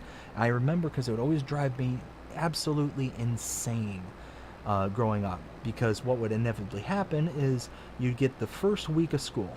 You'd go to school for 5 days, then you get the 3-day weekend, because it would be the Labor Day, or is it Labor Day or Memorial Day in September? I can't remember. And then you get the 4-day school week. So it just didn't make sense. It's like, well, why don't you start the school year on the Tuesday and just bump school back a week at the end of the year, kind of thing. It didn't make sense to go to school for a full week and then go for a partial week the following week. And yeah, it was just. But here, like, they're already starting school in early August. Oh, brakes. There we go. So that adds a whole new dynamic, because now we've got all the school buses, and not that there were any school buses today, but there's just this whole influx. And this is, I think, the first weekend after school started in this area. Oh, you know what? I need to cough. Hold on one second. Ooh, sorry about that. I felt that coming. I wanted to hit the mic before I just let that go in everybody's ear. But now you got like the first weekend after school started, and everybody's heading out and about because now, they're trying to get into this routine, get any last minute stuff they need for school for the following week, all this stuff. And traffic was just a nightmare going anywhere today, and it's Saturday here. I mean, it was just crazy busy. And it being, like I said, the first weekend after like the week, so you got all the kids that were in high school, they're out and about, going to the malls and doing their thing, kind of. Yeah, man, it was so busy today. And just everybody it inevitably feels like everybody forgets how to drive this time of year, because like I said, it's just, everybody's kicking into overdrive, and you're seeing a lot more people on the roads than what you would normally see. So yeah, it's just crazy. Dust Money, my late husband rode a motorcycle to Florida one time and said he would never go back. Traffic was standstill. Said it was worse than Los Angeles traffic. Depending on where he was here in Florida, I do not doubt it. But actually, long before I met my wife, I had a girlfriend who went into the Navy. This was fresh out of high school. And she went into the Navy, and she got posted out in California. It's specifically in Coronado, just outside of San Diego. And I went out and visited her one time in California, and it took was one time in California back in the early 2000s that made me decide I'm never going back. And what happened was I had to rent a car, obviously, because I was out in California and flew out there, didn't have a means of transportation, and she didn't drive. She had never gotten a driver's license. It was just something that she never did. So I couldn't get picked up from the airport. She didn't have a lot of friends out there that could have came and got me from the airport, so I had to rent a car. And from the airport that I flew into, I had to take I-5 down south to where we had rented a cabin for the week and a half that I was there. And driving down I-5, I've never seen a highway that was greater than, I think, 5 lanes of traffic in either direction. This place had, I think it was like 8 or 9 lanes in a single direction. It was the largest freeway I've ever been on in my entire life, and it was just nerve-wracking because of how large it was. But then on the way back, so I was there for a week, and on the way back to the airport, I had hit like the worst traffic I had ever seen in my entire life. It was the absolute, like I said, 9 lanes of traffic just at a complete standstill. Nobody going anywhere except for the motorcycles. Now, I guess in California, it's a rule or whatever that if you're riding any motorcycle, you are allowed to do what's called lane splitting, which is driving at whatever speed you feel comfortable at and driving in between cars. And the first time that happened, I let out an almost audible scream, because all of a sudden I'm just sitting there, and I've never seen this ever happen in my life. Up until this point, I'd only lived in Michigan and Florida. Those are my only 2 experiences, and I was fresh into Florida. So before this, I'd only ever experienced Michigan, kind of thing. So I'm sitting there in traffic, and all of a sudden this motorcyclist just goes screaming past me. And again, just dead stop traffic. There's no movement whatsoever. Or at best just inching along. and all of a sudden this motorcycle just, you know, vroom, just takes off like right in between me and the next car, and I'm losing it. It's like, what is going on? Like, what was that? You know, and then I realized it's a motorcycle, and I'm like, what are they doing? And then maybe 10 minutes later, zoom, another one goes flying by me, and it's like, I'm sitting there thinking, like, man, I hope I don't, like, stick my arm out the window or something like that, and, like, smack one of these people in the face on their way by. That doesn't sound pleasant. But it was just the most wild thing I'd ever seen, and it's just yeah, just the amount of traffic, like the amount of people. And like I said, I'm a country boy. I grew up on a farm that had 300 acres until I was maybe 8 or 9 years old, and then moved on to a 12-acre ranch until I was about 22. So, like, I'm out I'm used to being out in the middle of nowhere, not seeing a lot of traffic, not a lot of people. So whenever I have to go to the city or anything like that, I'm visibly, like, nervous. My head's on a swivel. I'm looking around at everyone and everything. Just situational awareness at peak, you know, at its peak, kind of thing. And yeah, when I was on this road, I just felt so overwhelmed and so, like, uncomfortable with just everything that was going on. That and just being somewhere I've never been before too, you know, and seeing all this is like, nope, not doing this ever again, kind of thing, or at least until or so I thought. And now I have a sister who just recently moved up to New York City, up to the Bronx, and we're talking about going to visit them here soon. Yay. Oh, that's my personal nightmare right there. Is going to any city. It to me is just a nightmare, but going to New York City of all places, just nope. Just a big bag of nope. So when that happens, I will certainly let everybody know, and I hope that you all will, you know, send me your thoughts and be like, oh, you know, we feel bad for you, Dave. You know.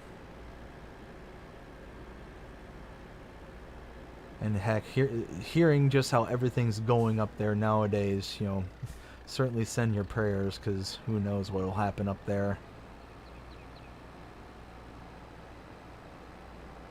That's honestly when, so the reason that my sister-in-law ended up moving up there is her husband is active military, and he got stationed out in Washington Heights, I think.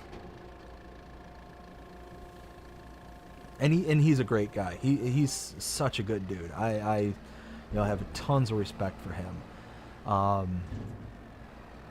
But yeah, they ended up, you know, he got posted there, and there was talks like, oh, you know, we could go to, oh, you know what, let's, because both of those fields are done, right?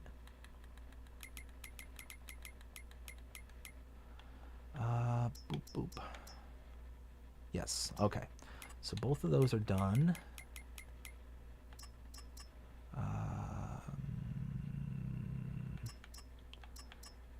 You know what? No, I don't want to collect on those just yet, in case that throws off the... Or no, you know what? This is fine. This is fine.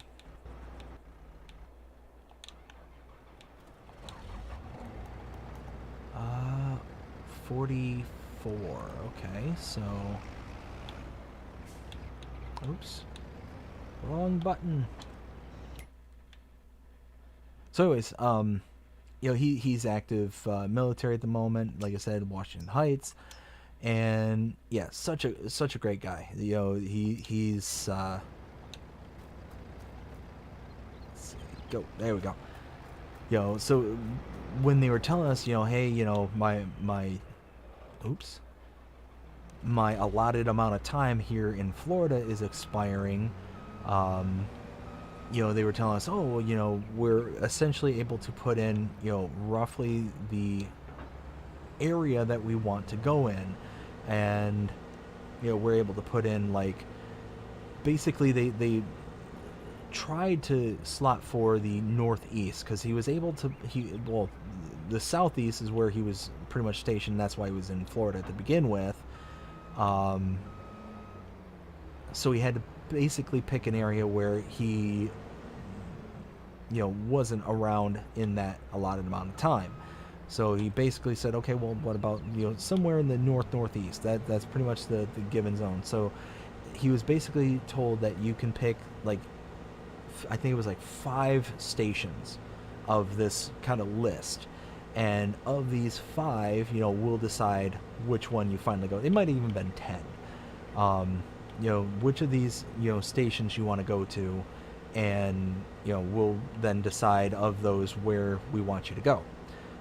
And up towards the top was places like Nashville, Texas. So it was like Nashville, Tennessee. I think there was like Fort Wayne, Texas, and a couple of places there in Texas. I think there was one in Kentucky that he put in for, like, just all these places, just up and down, kind of this kind of general. Where am I going? I'm sitting here doing more talking than I am driving.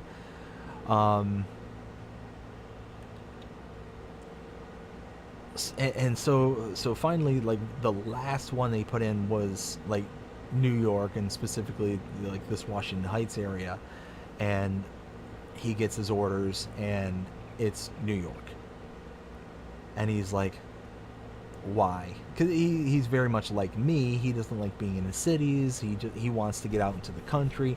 Now his wife, she's more than happy being in the city. She's more than happy, just being able to walk 5 minutes and go to whatever store she wants to go to. She's very much a city girl. But him and I, we're just, me, I'm a country boy. He's just done with being in the cities because he's been in the Army for almost 20 years now. It's like he's like on his 15th or 13th year, somewhere in that ballpark. So he's just done being in the cities, and he wants to kind of move on and live the quiet life kind of thing. And yeah, he got that, and he was so bummed out, so disappointed. But good on him, though. He's trying to make the best of the situation, and he's happy because his wife's happy, kind of thing. But he's kind of dying inside too. I guess. But I mean, in the end, I'm sure he's happy. I'm sure he's making the most of it, kind of thing. But I don't know. We'll see. We'll see how all that goes. But I guess they ended up getting an apartment there in the Bronx, and one of those that, like I said, I'm looking forward to see them and to spend time with them. I'm not looking forward to being in the city. Perfect example. We've got good friends of ours from here in Florida, and I've known them, let's see, probably since 2008, 2009, somewhere in that ballpark. I ended up going to their wedding and just like the whole 9 yards. And this is before we were like really good friends, kind of thing. But they ended up moving to Chicago. They'd lived down, just south of us a little for, years. And then they moved to Chicago, and we ended up going up there to help them move, to kind of shuffle some last minute things around, and tell us to go up there and visit and whatnot.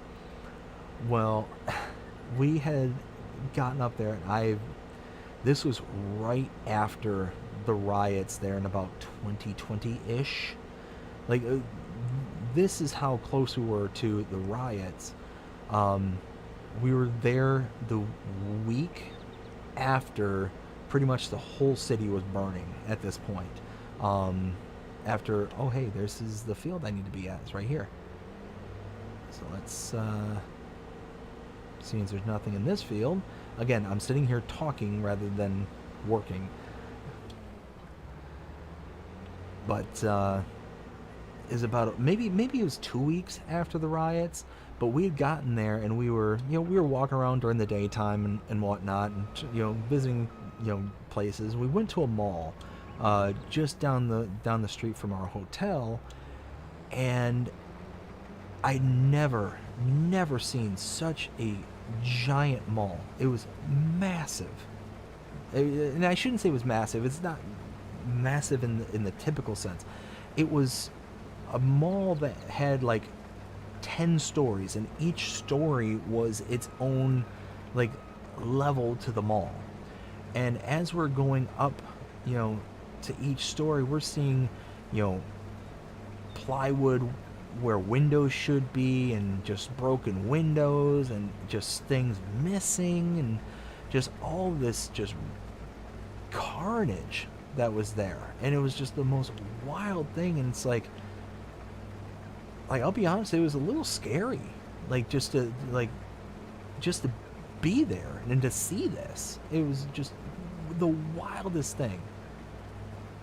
And the only reason that it was even kind of palatable at that time for me was on every single street corner there was at least 5 or 6 cops at the time.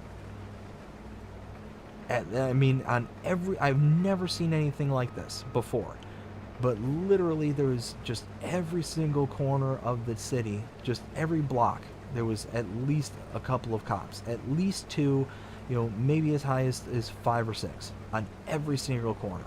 It was just wild. And that's about the most comfortable I've ever felt in a city, was having that kind of police presence during the daytime. But it was still just really unsettling, really unnerving kind of thing. But yeah, no, it's just just wild, just absolutely wild. Let's see. Probably make one more headland and I can turn the worker loose. Alright, yeah, there's the trailer back there. Perfect.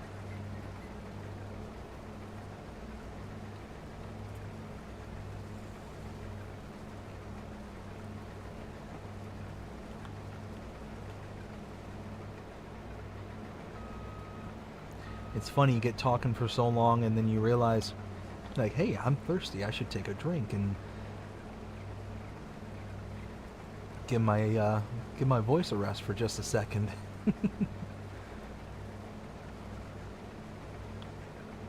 Really pay more attention to what you're doing in the game and less attention to the talking. Which, there's that balancing act that you really have to do. Because obviously, if it's just people sitting around watching the game, that'd probably get pretty boring. Because hey, it's something that you all could be doing. Sitting there and play the game, kind of thing. You're in part watching this. Because I'm adding something to it to, hopefully make it a little bit more entertaining and whatnot. Ooh, you know what? While I'm thinking of it, want to give my shout out to the Tier 2 members. Thank you, Crimea River, so much for being a Tier 2 member. She has just crossed into her 2nd month, and she is now sporting the new badge beside her name. If you check it out, I didn't see anybody else in the chat that had any of the other badges, but now she's got the nice green and yellows going there. So happy for her. And yeah, it's just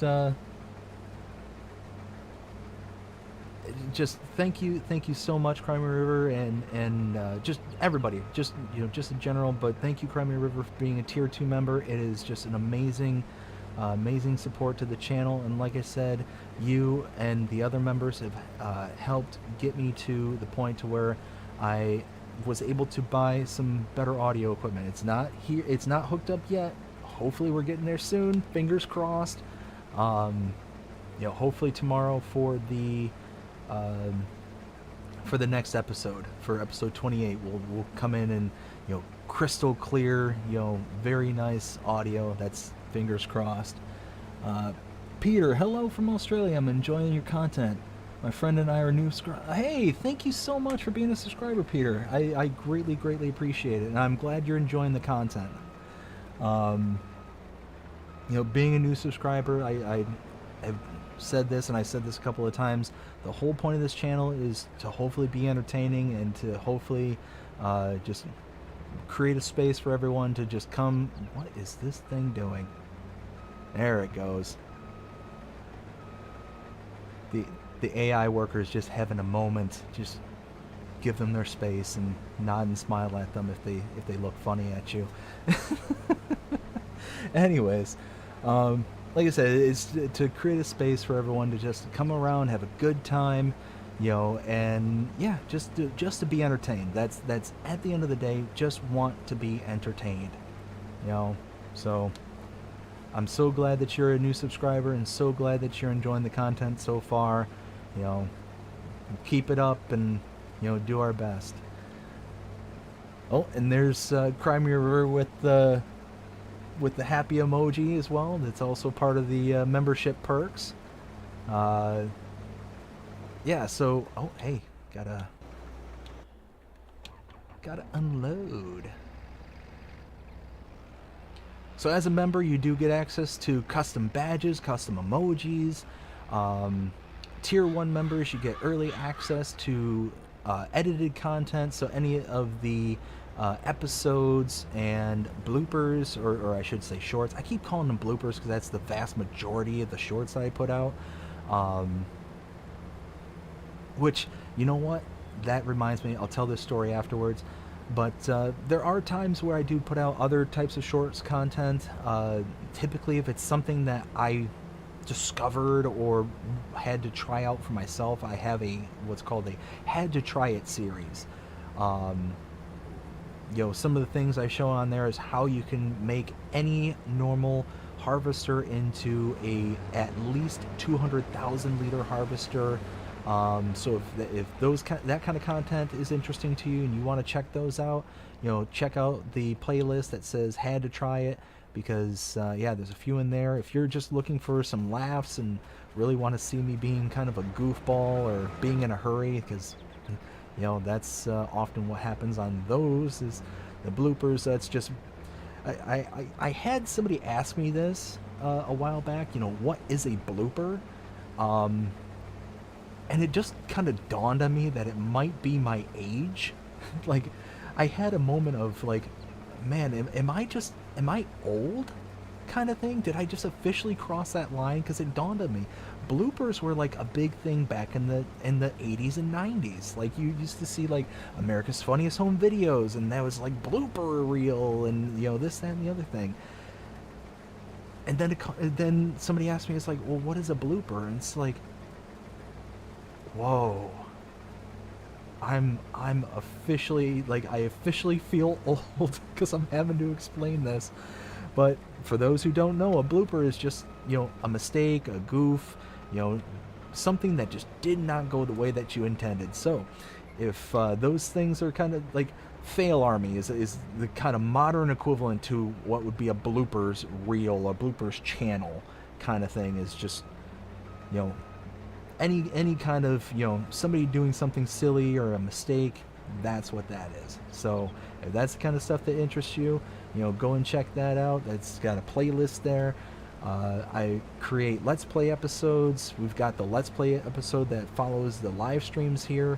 So essentially the way that it's laid out is we've got the episodes themselves, and that's kind of the story driven, where we're kind of making progress on the farm kind of thing. But the live streams, those are the things that happen behind the scenes, so where we're kind of more casual, more relaxed. We're sitting here doing work behind the scenes, to kind of avoid the thing that like bigger YouTubers have gone through, that I feel that this kind of alleviates.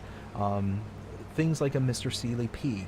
Mr. Seeley P has mentioned several times how he has people who accuse him of porting in money into to the game kind of thing. Well, this is kind of the proof of, instead of me showing a screenshot of a contract that like Mr. CLP does, I show the work and I do the live stream and I come on and hang out with everybody here and just try and have a good time. So that's kind of the whole gist of the channel. And of course we got map tours, updates, all that stuff, or map tours and map updates. So if a map is freshly released, a brand new tour is put out for that, and everything's based off of console content. So if we've got things that are exclusive to Mac and PCs, that's kind of hands off on this channel.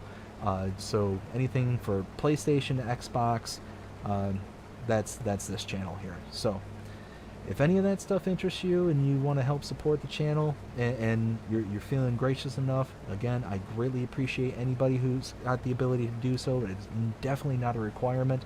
Go check out the join button down below and on the channel itself. You know, see what kind of perks you get and see if anything there interests you. So yeah, that kind of rant and spiel over. Thank you all so much. Let's see.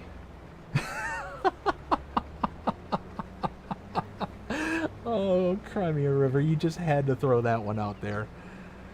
Really? Yeah, just like me chasing down my harvester. Yep. So for those that have not seen that, go ahead and check that one out, because I'll kind of give you the cliff notes. I ended up sending a worker to a different part of the field. They were taking a harvester. I then realized I could have drove the piece of equipment, but because I'm recording my normal episodes, I try not to jump from place to place. Like here, I'll just play it just to get things done, kind of things, you know. So I'll bounce between different pieces of equipment, you know, all that stuff. I'll just teleport across the map, do all that stuff. But yeah, so when I'm recording content for an episode where it's the story kind of stuff, you know, I'll run to places, I'll drive to places, you know, and make it look more, you know, presentable for the camera kind of thing. And yeah, that apparently had a lot of people in stitches, including Crimea River. It was my favorite blooper. You know what's funny though is it's not my highest viewed blooper. There's a blooper that I was doing in the middle of a map tour, and I think I called it Yeehaw, I think is what it was called. And I was in the middle of a map tour, and I don't quote me, but I think it was one of the Michigan maps. It was either like Frankenmuth or Michigan Prairie Farms or one of those maps, I'm pretty sure, because it had like big ditches along the field. Well, because it's a tour, I'm driving around very fast, trying to get from place to place to place, so the tours are not, you know, they're only as long as they absolutely have to be. Well, I'm driving like and just talking in like the kind of tone that I do when I'm doing a tour. It's very informative, so it's very kind of monotone and very direct. It's, you know, just this is here, this is there, this is that, this is that, this kind of thing. And all of a sudden I wasn't paying attention to where I was driving, and I was driving around a field because I was kind of explaining, you know, a fault, or not a fault, but something that I didn't necessarily care for about the way that this particular field is set up. And then all of a sudden I found one of these ditches right in front of me, but it was kind of hidden behind the field itself. And all of a sudden the truck I was driving, which I was driving at probably 70 miles an hour at that point, I hit this ditch head on, and I go, you know, tail over head, you know, flipping, you know, over, you know, head over heels kind of thing in the truck. And I just let out this whee, this little squeal kind of thing, and it was my highest rated, or my highest viewed short, and probably by far my most engaged short. But this is one of my like very early on ones, And to this day, if I ever want to just kind of laugh at myself, I'll kick that video on just to kind of, you know, poke some fun at myself and kind of deflate any potential ego that I have going for that day. It's like, yep, this is the kind of goofball you are. Oh, goodness. Let's see. Yes.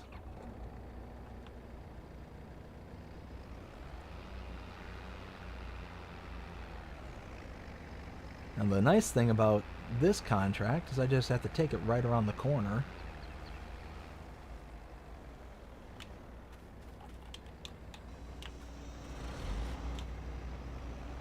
Let's do all that. Boop. There we go. Now, is this going to fit all in one trailer, or am I going to have to make runs? I'm guessing no. How much we got left? Oh, hey, there's spiky things. Oof. Okay, 3,000 liters.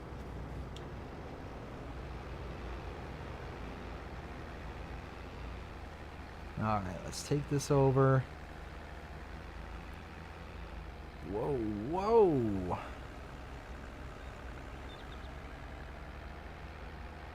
Every time I have a tractor that's similar to this, where because of the fully loaded trailer that's on the back of it, and anybody who plays this game, you know, fairly regularly knows exactly what I'm talking about, but you get going around a turn and all of a sudden you get like really, you know, fishtaily. Has anybody seen the movie Ice Age with John Leguizamo, who plays the sloth? And every time that happens to me, I gotta remember to keep my finger over the button. Oh, we'll call that a win. So when everything's said and done, there's going to be over 7,000, probably close to 8,000 liters left. And that's going right to the grain mill.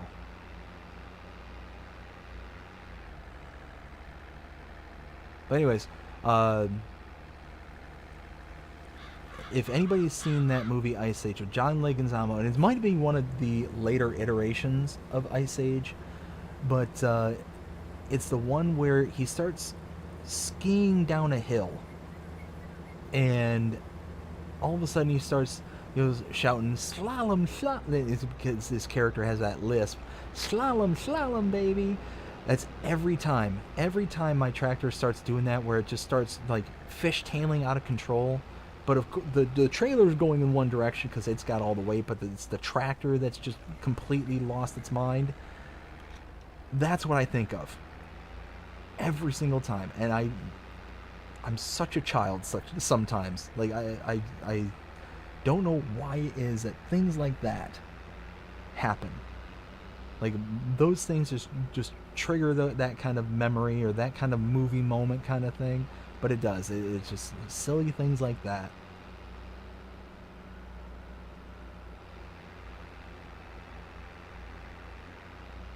Here we go. Let's catch up with the chat. I saw that one, but the harvester one is... Hey, you know what? I'm glad.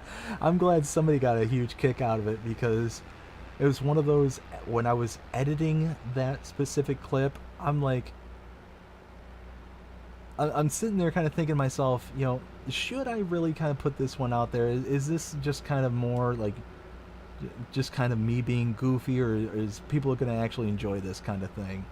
But no, I'm glad at least one person enjoyed it.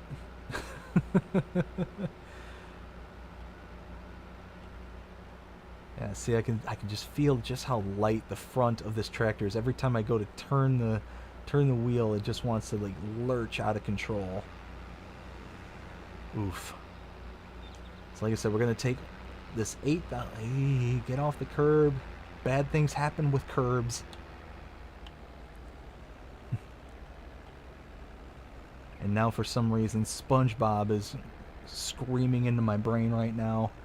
The one character, the old, like, retired superhero character. Evil! That's how I feel these curbs are to me.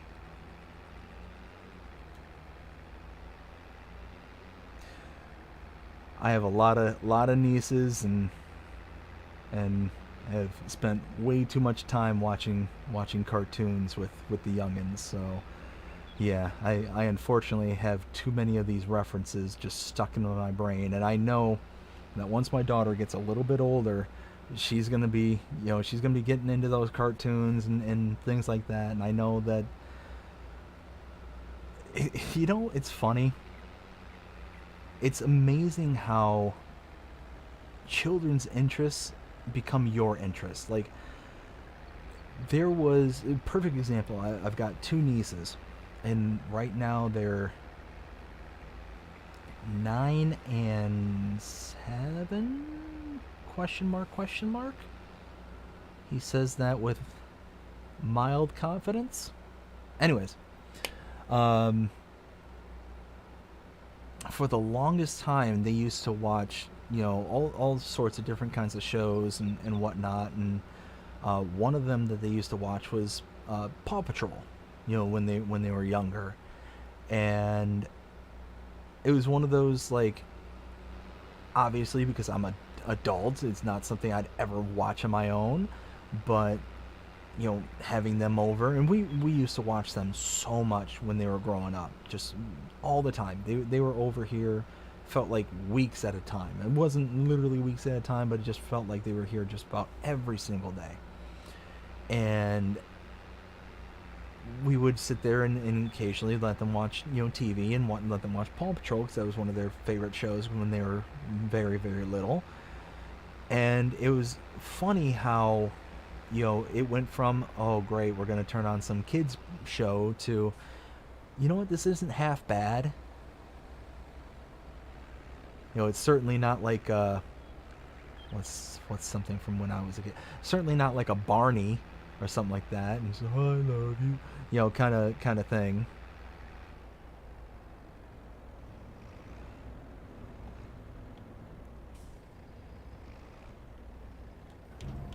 But again, with the way that things are going nowadays, I'd be okay with just the the I love you, the kind of droning on kind of thing, as opposed to some of the other garbage that's out there now.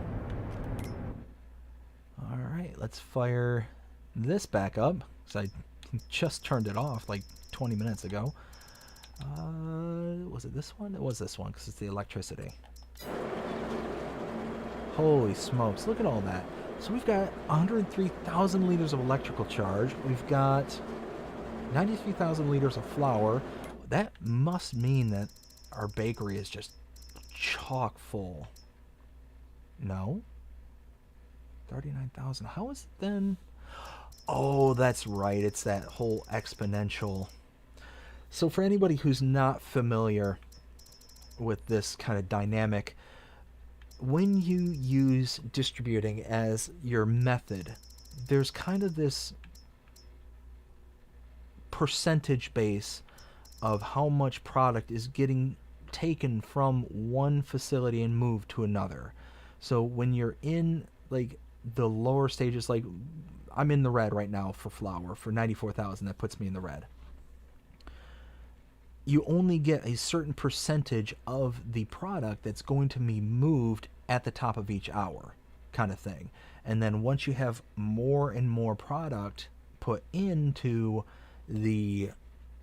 storage that's ready to be distributed, then a higher percentage is then taken out and distributed amongst the places that will accept it, kind of thing. So right now I'm only distributing a small percentage of that, what, 30, how much was it, 94,000 liters of flour.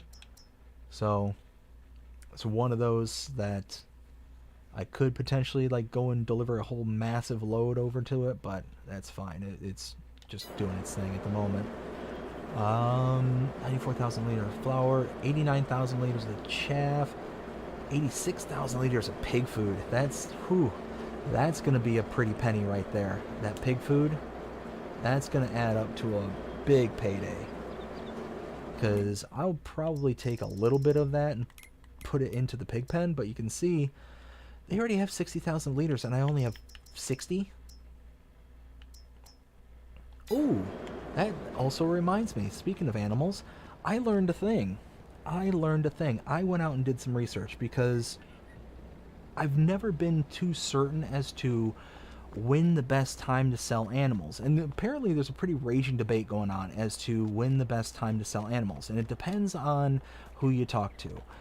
Um, let me actually do this real quick. Boop, boop, boop. There we go. And I've got, ooh, one more harvesting. And it's barley. So, boop. So there's kind of a raging debate. Now, what one side will say is when you have animals that'll produce things like chickens, we'll use chickens as an example. It's much better to just keep the chickens because the eggs that they produce is more valuable than the money that you're going to get and the time it's going to take for them to reproduce and put things back in. And it makes sense for chickens. But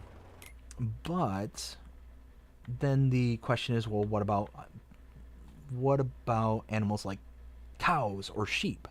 You know, does that kind of pan out to the same degree? And some people argue yes, others will argue no. But that kind of got me to thinking, when's the best time to start selling each specific type of animal? Is there like a peak? Is there a valley? Kind of thing. And turns out, and I've never actually gotten to this in any of my gameplay or anything like that, but your animals will only ever get to the age of 60 months. That is the highest age they will get to. Now they'll continue to reproduce, they'll continue to produce products, but in certain cases, like for cows, they will get to a peak value for how much that they will generate if you were to sell them off. And that value comes at a very specific age, and as long as you took care of them up until that point, kind of thing. So if you fed them and gave them water, if the pen requires water. But then after that age, they actually start coming down. So I think, if I remember correctly, actually, I've actually got this on my phone because I was doing this. Yes, here it is. In Farming Simulator 22, a cow reaches maximum value at 24 months and can be sold for $1,500. At 36 months, it starts losing value, and by 60 months, it is worth $1,000. At 60 months, a cow will stop aging, but it will continue to produce milk, slurry, and babies, and eat at the same rate, feeding, and then it kind of goes off into other things. So I've never actually experienced that part of the game to where I've really paid that much attention to the selling of animals. I've always wanted to try and build up my farm to get the most livestock as possible, and like I said, with chickens, I can see the argument being, it really is not worth the value. Whoa, those curbs, those evil curbs. KJ, how's it going? Hey, thanks for joining us again. How you doing today? Hopefully everything's going good for you. Anyways, what was I saying? Oh, so the value. So yeah, like chickens, it makes total sense because I think you only get 25 is the maximum value for your chickens coming back. Your eggs are exponentially more precious than the money that you're going to make on selling off the chickens. What I was really more curious about were things like pigs, because the only thing they're going to ever produce is manure and slurry. That's pretty much it. They are only meant to ever really be sold. So that was the whole kind of thing that kind of led me onto that journey. And I ended up finding all the peak values, all the peak months in which you're supposed to be able to sell them, and doing all that. So it's it was very interesting because it's one of those that I've certainly met the criteria of getting them up to the age and getting them to the health, but never really kind of I should probably sell them and kind of bring back some money back into the farm using that as the mechanism. after kind of learning this kind of dynamic uh, to the game, I'm very interested now into doing kind of beef cattle as kind of like a side project. You know, I love doing cows, you know, and getting milk and all that stuff, but trying the beef cattle out where your only purpose is to, you know, raise them, fatten them, sell them off. You know, that's pretty much it. So yeah, that's I think gonna be, you know, maybe not necessarily this series, but going to be somewhere. It's going to be somewhere, I think. Let's see. Let's go ahead and...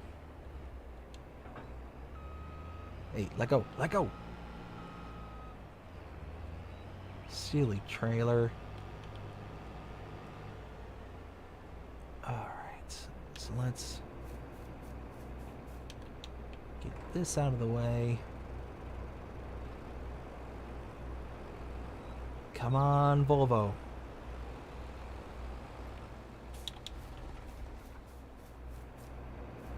Whoa. Let's not skewer ourselves on the harvester.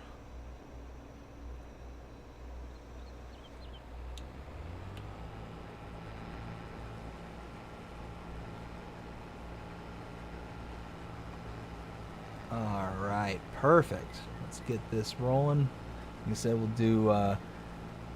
do 2 more headlands, and then we'll just turn the worker loose.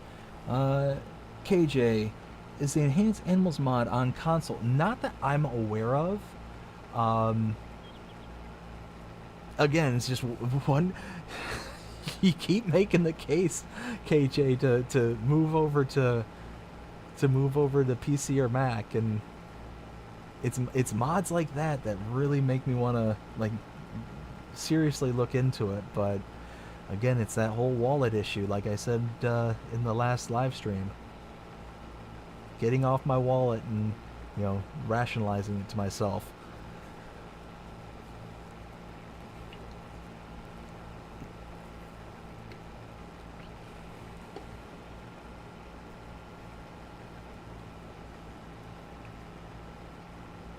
I tell you what, it's so relaxing. Like, this is what I do at the end of the day to kind of wind down, just turn my brain off. And you know, it actually, funny enough, is I think the whole reason why I fell in love with this game to begin with is, like I was mentioning earlier, just how everything that all the whether it's politics or culture or whatever, all the nonsense that gets put into things where it doesn't belong. I think that's kind of why I fell in love with this game, is like this just allows me to turn off my brain and just sit back, relax, and have a good time. And that's all I want, is just let me have fun. Let me have a good time. Don't try and, you know, put crap where crap don't belong, kind of thing. So I'm thinking that's quite likely the reason why this game just, you know, really hit so hard with me, and, you know, made me get to the point where I am now, you know, to where, you know, being able to just turn off my brain and just relax at the end of the day. You know, like I said, being a new father and whatnot to a 1.5-year-old, not new, but, you know, newer. You know, but at the time I was, you know, playing FS19 and, you know, just wanting to kind of relax at the end of the day and whatnot. And yeah, this was that kind of outlet, that kind of release where, you know, that, and like I had mentioned, there was I'm a big hockey fan, huge hockey fan, and I used to every year in and year out, would buy the NHL game every year, and without fail. I'd been buying it since like probably 1996. I first started playing it like back in 1993, maybe even 92. like way back in the day, and I had bought it every year since, kind of thing, since like I said, 90, 95, 96 ballpark. And here over the past several years, there have been these messages that pop up right before the game, and it has to do with like the riots and all that stuff that happened back in 2020, and all the garbage therein. And it's like, why is that a thing? Why are we even talking about this in a hockey game? Why is that here? And that was kind of the downfall, the starting of my no longer playing that game, is because I don't want to be preached to. I just want to sit back and relax and enjoy what it is that I'm doing, not be, talked down to, or to be made to think about things that have nothing to do with what it is I'm doing at that time. So yeah, I think that's honestly why I fell so hard for this game. Is, it'd be rather hard for something like that to kind of I'm sure it could happen, kind of thing, but at the same time, it's one of those kind of less likely, because this is I feel that's more of an American problem and less of a kind of a European, because if I'm not mistaken, this game is mainly headlined in Germany? Question mark? Like, I think this was developed in Germany. I could be wrong, but I'm pretty sure it's somewhere in Europe where this game is like produced and like really kind of headlined. But I think it'd be rather hard for those kind of, sensitive cultural issues to all of a sudden just show up, and, especially the Americanized cultural issues just to show up in these kind of games.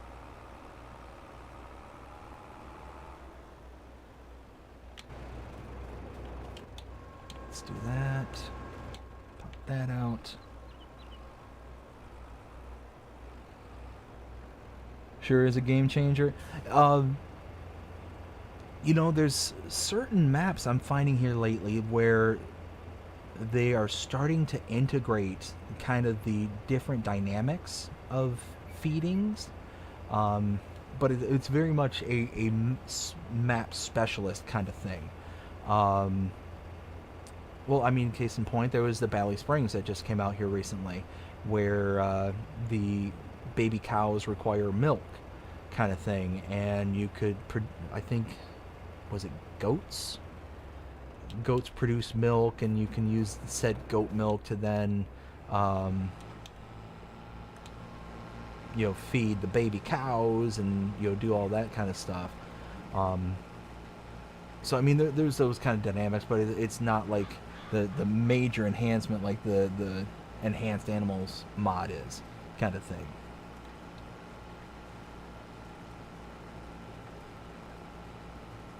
No, there's definitely certain things like I wish would come to console, and I understand why they either won't or can't or whatever, because from what I understand, it's like a lot of the mods for PCs and Macs, they use scripting to get them to operate properly, kind of thing. Like, a perfect example is like the log trailers there on PC and Macs, where you can have a load of logs just sitting on the ground, kind of doing nothing, and then all of a sudden just boom, pop into a trailer, kind of thing. And the closest thing that we had on consoles was back in FS19, and essentially what it was a trailer that had a integrated wood chipper, and what would happen is the wood chipper would then eat the trees, and it would give you the subsequent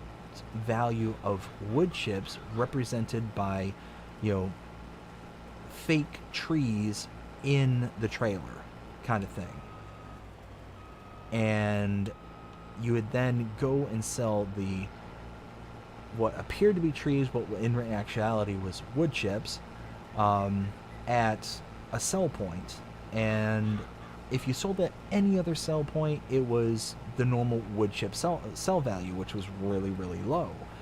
But in the mod, it was a pack that came with its own specific sell point, and if you use that sell point, it would then increase the value of the wood chips, so it was comparable to what the wood would have sold for at that value. So it was basically kind of a compensation of using, you know, using the wood chips as the medium, but then giving you the visual representation of a auto load trailer, because it would give you the visualization of the actual big logs, you know, the wood in the trailer, and that was about as close as we got to like an auto load log trailer. And that's certainly one mod. Like, if I had one wish, one, that could, if we could take some kind of mod from PC and bring it to console, I think that would be it. Would be that specific mod, the auto load wood trailer, and be like the legitimate one that is used by PC players, where it just picks it up off the ground and moves it into, because then I think that would be an absolute game changer for every single person who plays on a map where they want to do logging, but the logging mechanics are so touchy that it just makes a lot of players just kind of shy away from doing the work, kind of thing. Now, of course, you know, we've got, you know, various things like the strapping mechanism that, you know, makes it a little bit easier, and we can load into trailers and mass kind of thing using the oh, don't tell me, what is it called, like the big bag handler, you know, things like that. The like from the CSZ pack, there's the big bag handler attachment there. There's the John Deere version of the oh goodness, why is my brain just melting right now? This thing, the big bag winch. Yes, so there's this version, then there's the from the CSZ pack, there's the nope, down there, big bag handler. Yep, so that there. So both of those make it a little bit easier for, you know, people who don't necessarily want to do logs with like the grapples and things like that. So those are nice, but I certainly feel like console players have to be very, very creative to be able to get the kind of end results that can come so natural to a PC or Mac, because a lot of the work can be done with those scripts, with those sort of things. Come on, catch up. Catch up. No, don't stop. Don't stop. No. Oh, darn it. I was hoping. So this is going back to the cereal place, right? Oh, I cannot speak French. It's Francais cereals? Cerealis? Nod and smile, Dave. Nod and smile. Mm-hmm. I have a saying with my immediate circle of friends that if somebody says or does something that either I didn't hear what they said, or, you know, I'm not as invested into the thing that's being said that I probably either should be or could be, I will get my nod and smile moments where it's, you know, somebody will say something and I'll just smile and just politely nod at them as if I'm either paying attention or, you know, whatever the case may be. Say, mm-hmm. You know, it's, oh. One of the dogs just tripped over their bowl.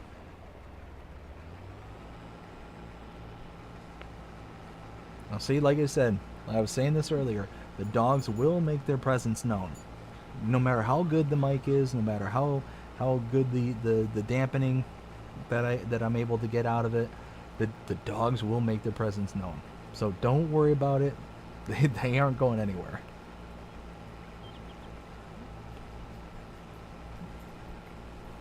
And that's the other thing about, I started talking about the various dogs that we have, and the hound. You might be able to hear her in the background kind of moaning.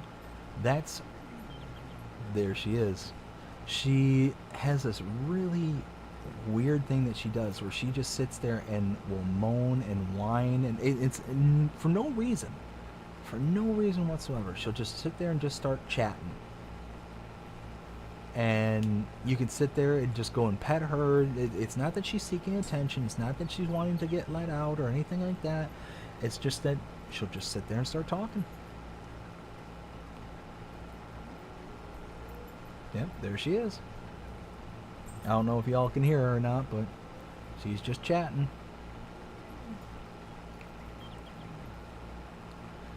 Sunshine, are you a chatting away? You just a chatty girl?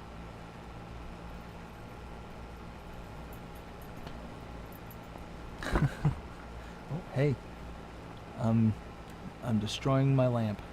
Let's not do that. Well, and now I said her name. Now the other two, are now. It's like, Dad, you called her. What's going on? I got the big guy looking at me right now. It's like, did something happen, Dad? Something going on? What's going on? Like I said, it's every single one of my dogs, and I don't know why I do this. They all have their own like voice and personality in my brain that I associate to them. And the big guy there, he's kind of got this kind of, for lack of a better word, dopey and lackadaisical kind of sounding voice in my head. It's like, what's going on, Dad? What's going on?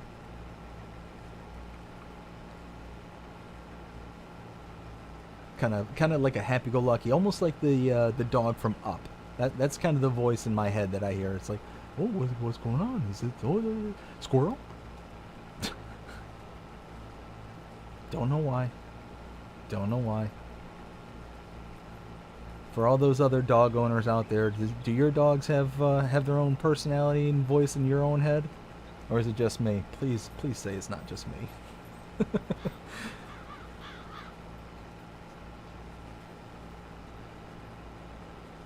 Dust Bunny, if you're out there still, can you at least make me feel just a little bit better about myself?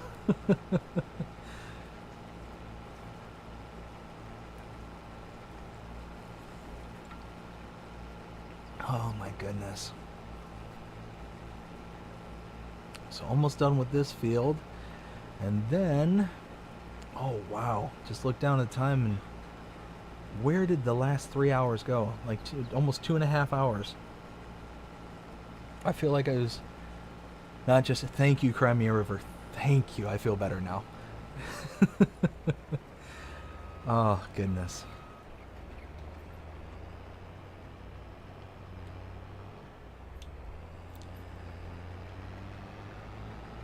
There are those occasions where I sit there and it's like, just sit there and think to myself, am I the weird one? Am I the only one who does things like this?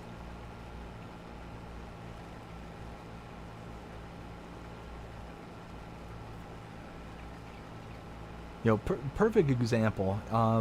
When I first met my wife, she had a dog. His name was Max, and he was a little applehead Chihuahua. He was the only Chihuahua I've ever liked. The only one, and he had such an amazing personality. This dog,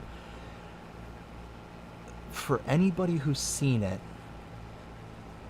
way back in the day, Disney made a movie called Oliver and Company, and in that movie there was a little Chihuahua voiced by Cheech Marin, and it was that stereotypical like kind of tough guy attitude kind of thing. Like uh, little yippy dog, but like always willing to pick a fight and deal with the consequences later. That was Max in a nutshell. And he was so funny because I would sit there and just like purposely antagonize him to get him kind of riled up. And then once he got riled up, he's sitting there and just, growling and barking and doing his whole thing. And he's just running around the room kind of thing. And he's sitting there, he'd be mouthing my hand and all that stuff. And yeah, every single time I would, sit there and hang out with Max, that's the voice that was in my head. It was Cheech Marin, specifically from Oliver and Company, and just him going to town. Just, it's like, come on, come on, come on, come on. And especially whenever he got the zoomies, whenever he would just kind of lose his mind and just start running around way back when we were living in the apartment there in Georgia, and oops, nope, button, who's got the button? He would just we would get him all worked up, and he would sit there and play and mouth us and whatnot, and finally he'd just get the zoomies where he would just start skidding around the whole entire apartment. And with as small as he was, it'd take him 100 steps before he got to one side of the room. So he's just sitting there zipping around. And then shortly thereafter, that's when we got Cole, the black lab chow mix. And they were best friends. They were like the best of best friends.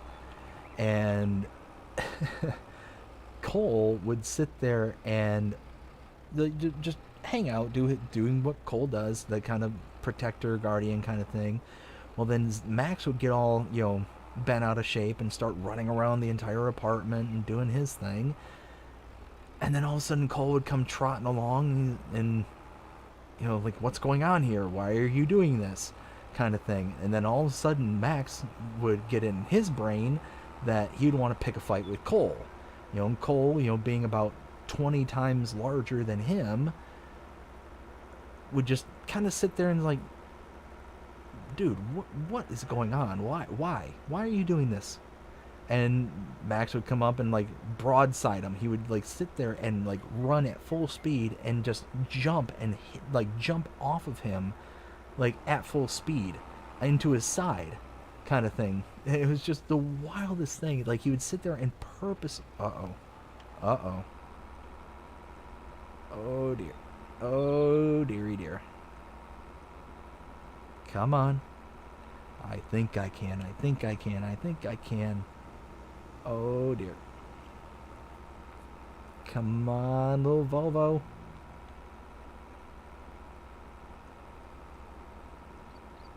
Oh man, I should probably go and get the pickup truck. Come on. Oh, we got into second gear. Come on. Can you get into third? Get into third. You got this. No, maybe. Yes, no, maybe so. Somewhere in between. Oh, third gear. Third, fourth. Oh dear. Now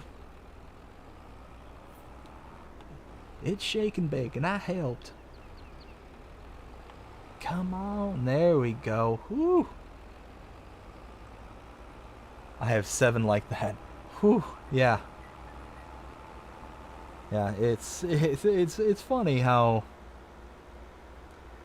you kind of adopt these, like, when you're a pet owner, you kind of adopt these like personalities in your head. Like every animal obviously has their own personality. They have their own kind of,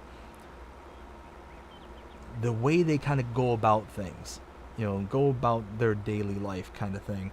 But it's funny in how you kind of project your own kind of human features onto them, and how you kind of sit there and relate more to those human features than is the dog itself or the animal itself. It's rather funny. Like, I have a cousin who just got cats a little while ago, and it's funny and how much it has changed him, because he for the longest time he had never had pets for the longest time, and then all of a sudden he went from having one cat to three cats. He went from nothing to three in like this very short amount of time. And it's funny in how you watch him and you see him just like interact with these cats, and it's just the funniest thing, because it's like I've done these kind of things my whole life with various dogs, and I've almost exclusively been dogs. I've occasionally had cats, but they were more like outdoor cats kind of thing. But I've always lived with dogs. And just seeing how he projects, the various personalities that is in his brain onto his cats, and then kind of, plays out that personality like in real time, is, it's funny to see. It's funny to see when people do that kind of thing.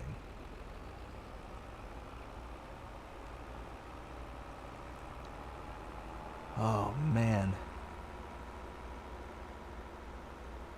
22 miles an hour, and it feels like it is taking an eternity because of that hill.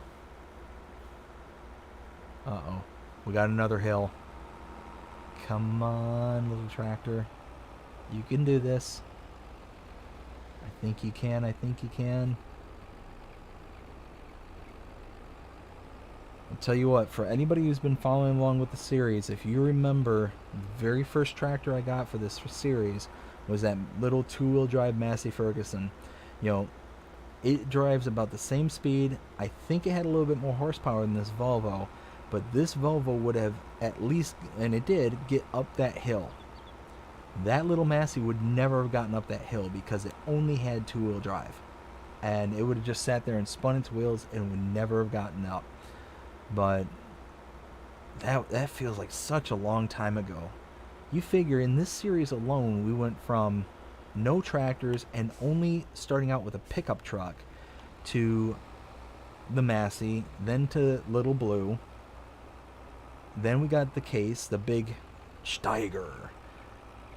And then we ended up replacing the Massey with the Little Case. And then we ended up replacing Little Blue with the other Steiger.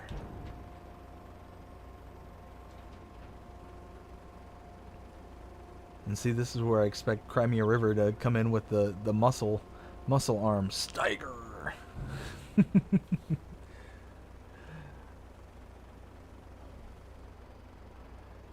Yes, I do miss Little Blue.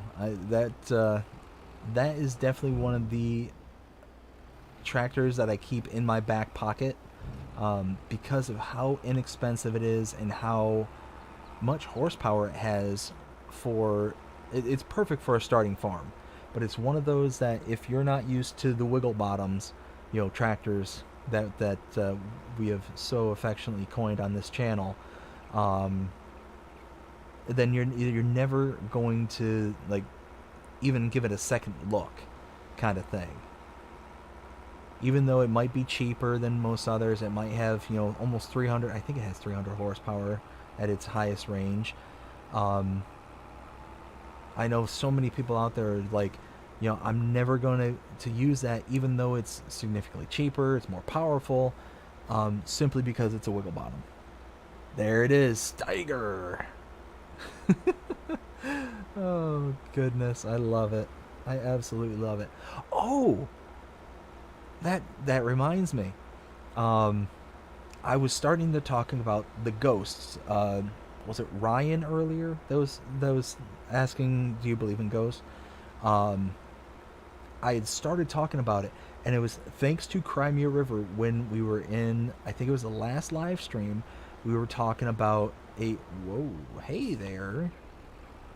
They must be from Florida.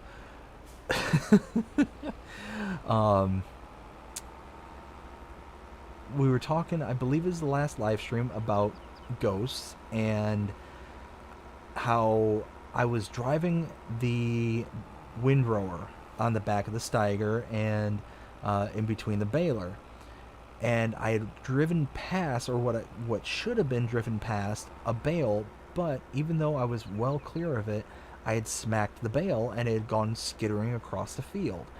Well, thanks to Crimea River, we started talking about how, oh, it must be the ghost of the farm, and then we started talking, oh, well, we got to name the ghost, and all that stuff. Well, we now officially have a name for the ghost, the farm ghost. There we go. Words can be hard, but I will give it the best effort I can. The name for the farm ghost, the one stipulation I put was it could not be Casper. So it was Ryan. Okay, cool. So the name of the ghost, Jasper. I don't know why I found that so funny at the time, and I still do. I think it's absolutely hilarious. But Jasper the ghost, that is the official, BDD farm ghost. So whenever something weird happens, whenever unexplainable happens, like me smacking a bale when it's probably about 5 feet away from the edges of the harvester, or from the windrower, it was Jasper. So going forward, Jasper the farm ghost. So going forward, if you ever hear me say that was Jasper, that's what's going on. So we've got the Steiger, we got Wiggle Bottoms, we've got Jasper. There's so much stuff going on this channel, and I absolutely love it. This is just such a good time. And we got one more trip, but I think what I'm gonna do to kind of expedite this, because it is starting to get pretty late, we're gonna go ahead and drop that there.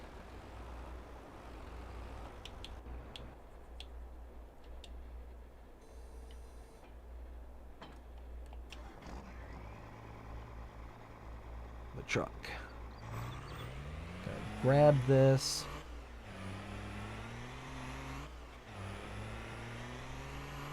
At least we can get it there at 70, 80, 90 miles an hour, depending on how brave I'm feeling.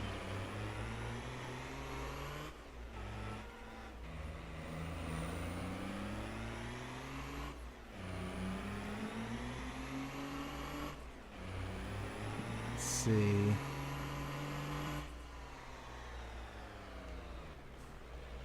Oh, well, I guess now I'm the Florida driver.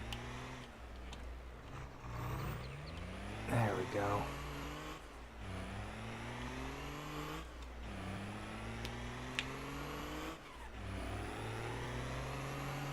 Let's go ahead and fill up this last little bit.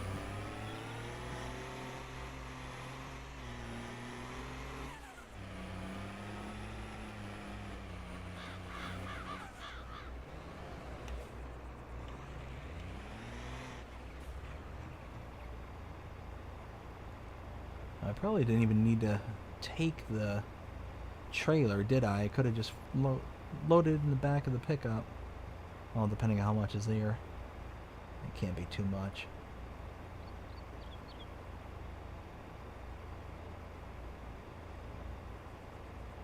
Let's see. There we go. Oh yeah, that would have fit in the back. But I guess that's why they say hindsight is 20/20.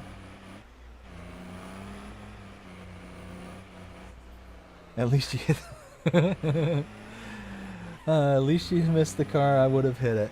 I mean, I get lucky every once in a while, and I think that was quite likely what had happened.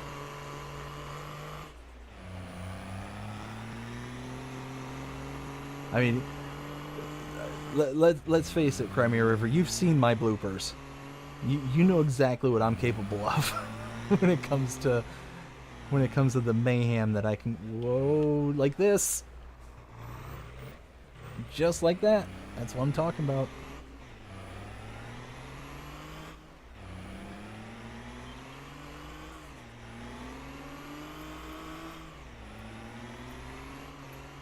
When BDD is behind the wheel, whoa, yeehaw! Now that is a fishtail.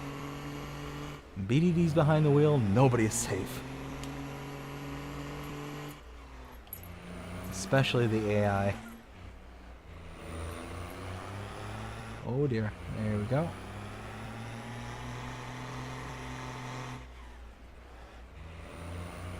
Whoa, whoa, hey, curb.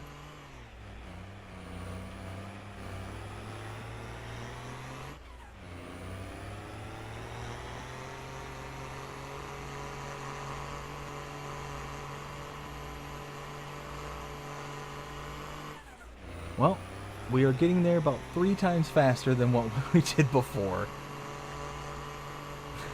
Yes, I have, lol. Yes, yes. Yeehaw.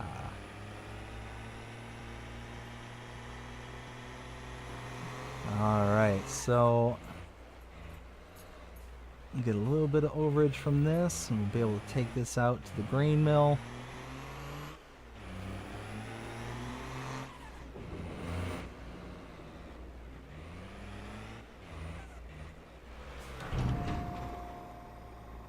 Alright, let's see. Ta-da! Another 2,000 liters. So, where did we start off at the grain mill with the other contracts? Was it like 7 or 8,000? So, figure just between 4 contracts, it's almost 10,000 liters, give or take. In barley, the recipe for it was 40 liters of barley in, and it gives 44 liters of each of the additional products, so you're getting just that little bit extra. So it's like a 1 to a 1.00002, or whatever the ratio would be.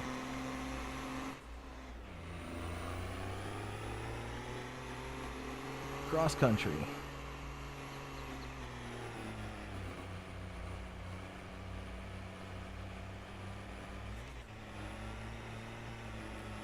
.76 miles an hour. Whoa.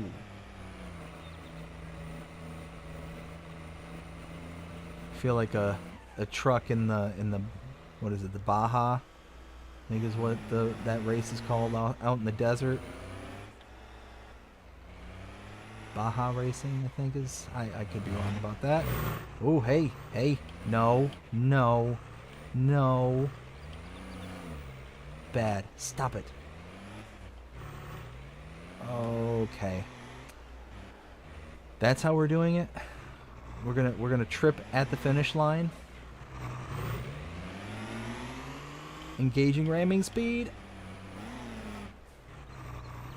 Close enough.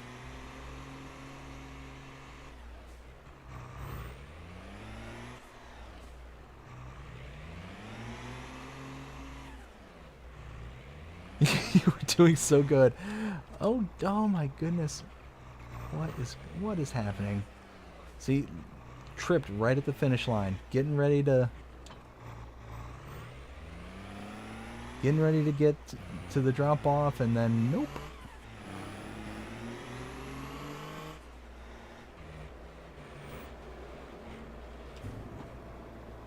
There we go.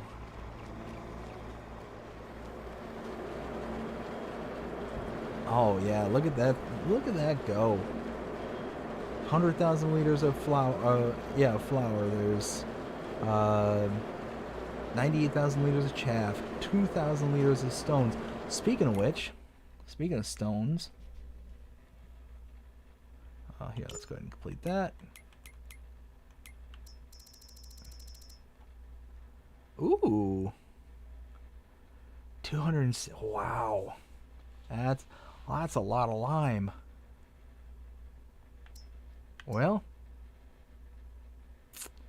gonna have to figure out something to do with that. But I think that's gonna be future Dave's issue because, yeah, it is almost 12:30 at night, and yeah, got a lot accomplished tonight. We got, what, 4 harvesting contracts, almost 10,000 liters of additional product. What am I looking for? That's what I'm looking for. Almost 10,000 liters of additional product. Yes. You know, no. I told myself very early on that this is only going to produce flour. I'm not going to make cakes and breads with this. That's the whole reason why I bought the... Okay, sorry. I got into an argument with myself for a brief moment. Anyways, I think that is where we're going to... Words are good. I think that's where we're going to draw this to an end. I hope I hope everybody had a good time.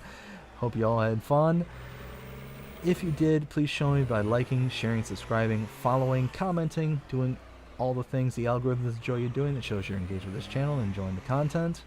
And for those who was able to join me tonight, thank you all so much. I had a blast as always. This is just so much fun to hang out with all of you and to just be able to interact. Great stuff. I really do enjoy it. Yeah, all that being said, I hope everybody here has a fantastic night, and everybody who watches this later also has a fantastic night. Oh, let me catch that before I go. Awesome live stream. Good night, and give your wife and little... I absolutely will, Crimea River. Thank you so much. Like I said, y'all take care and have a great night.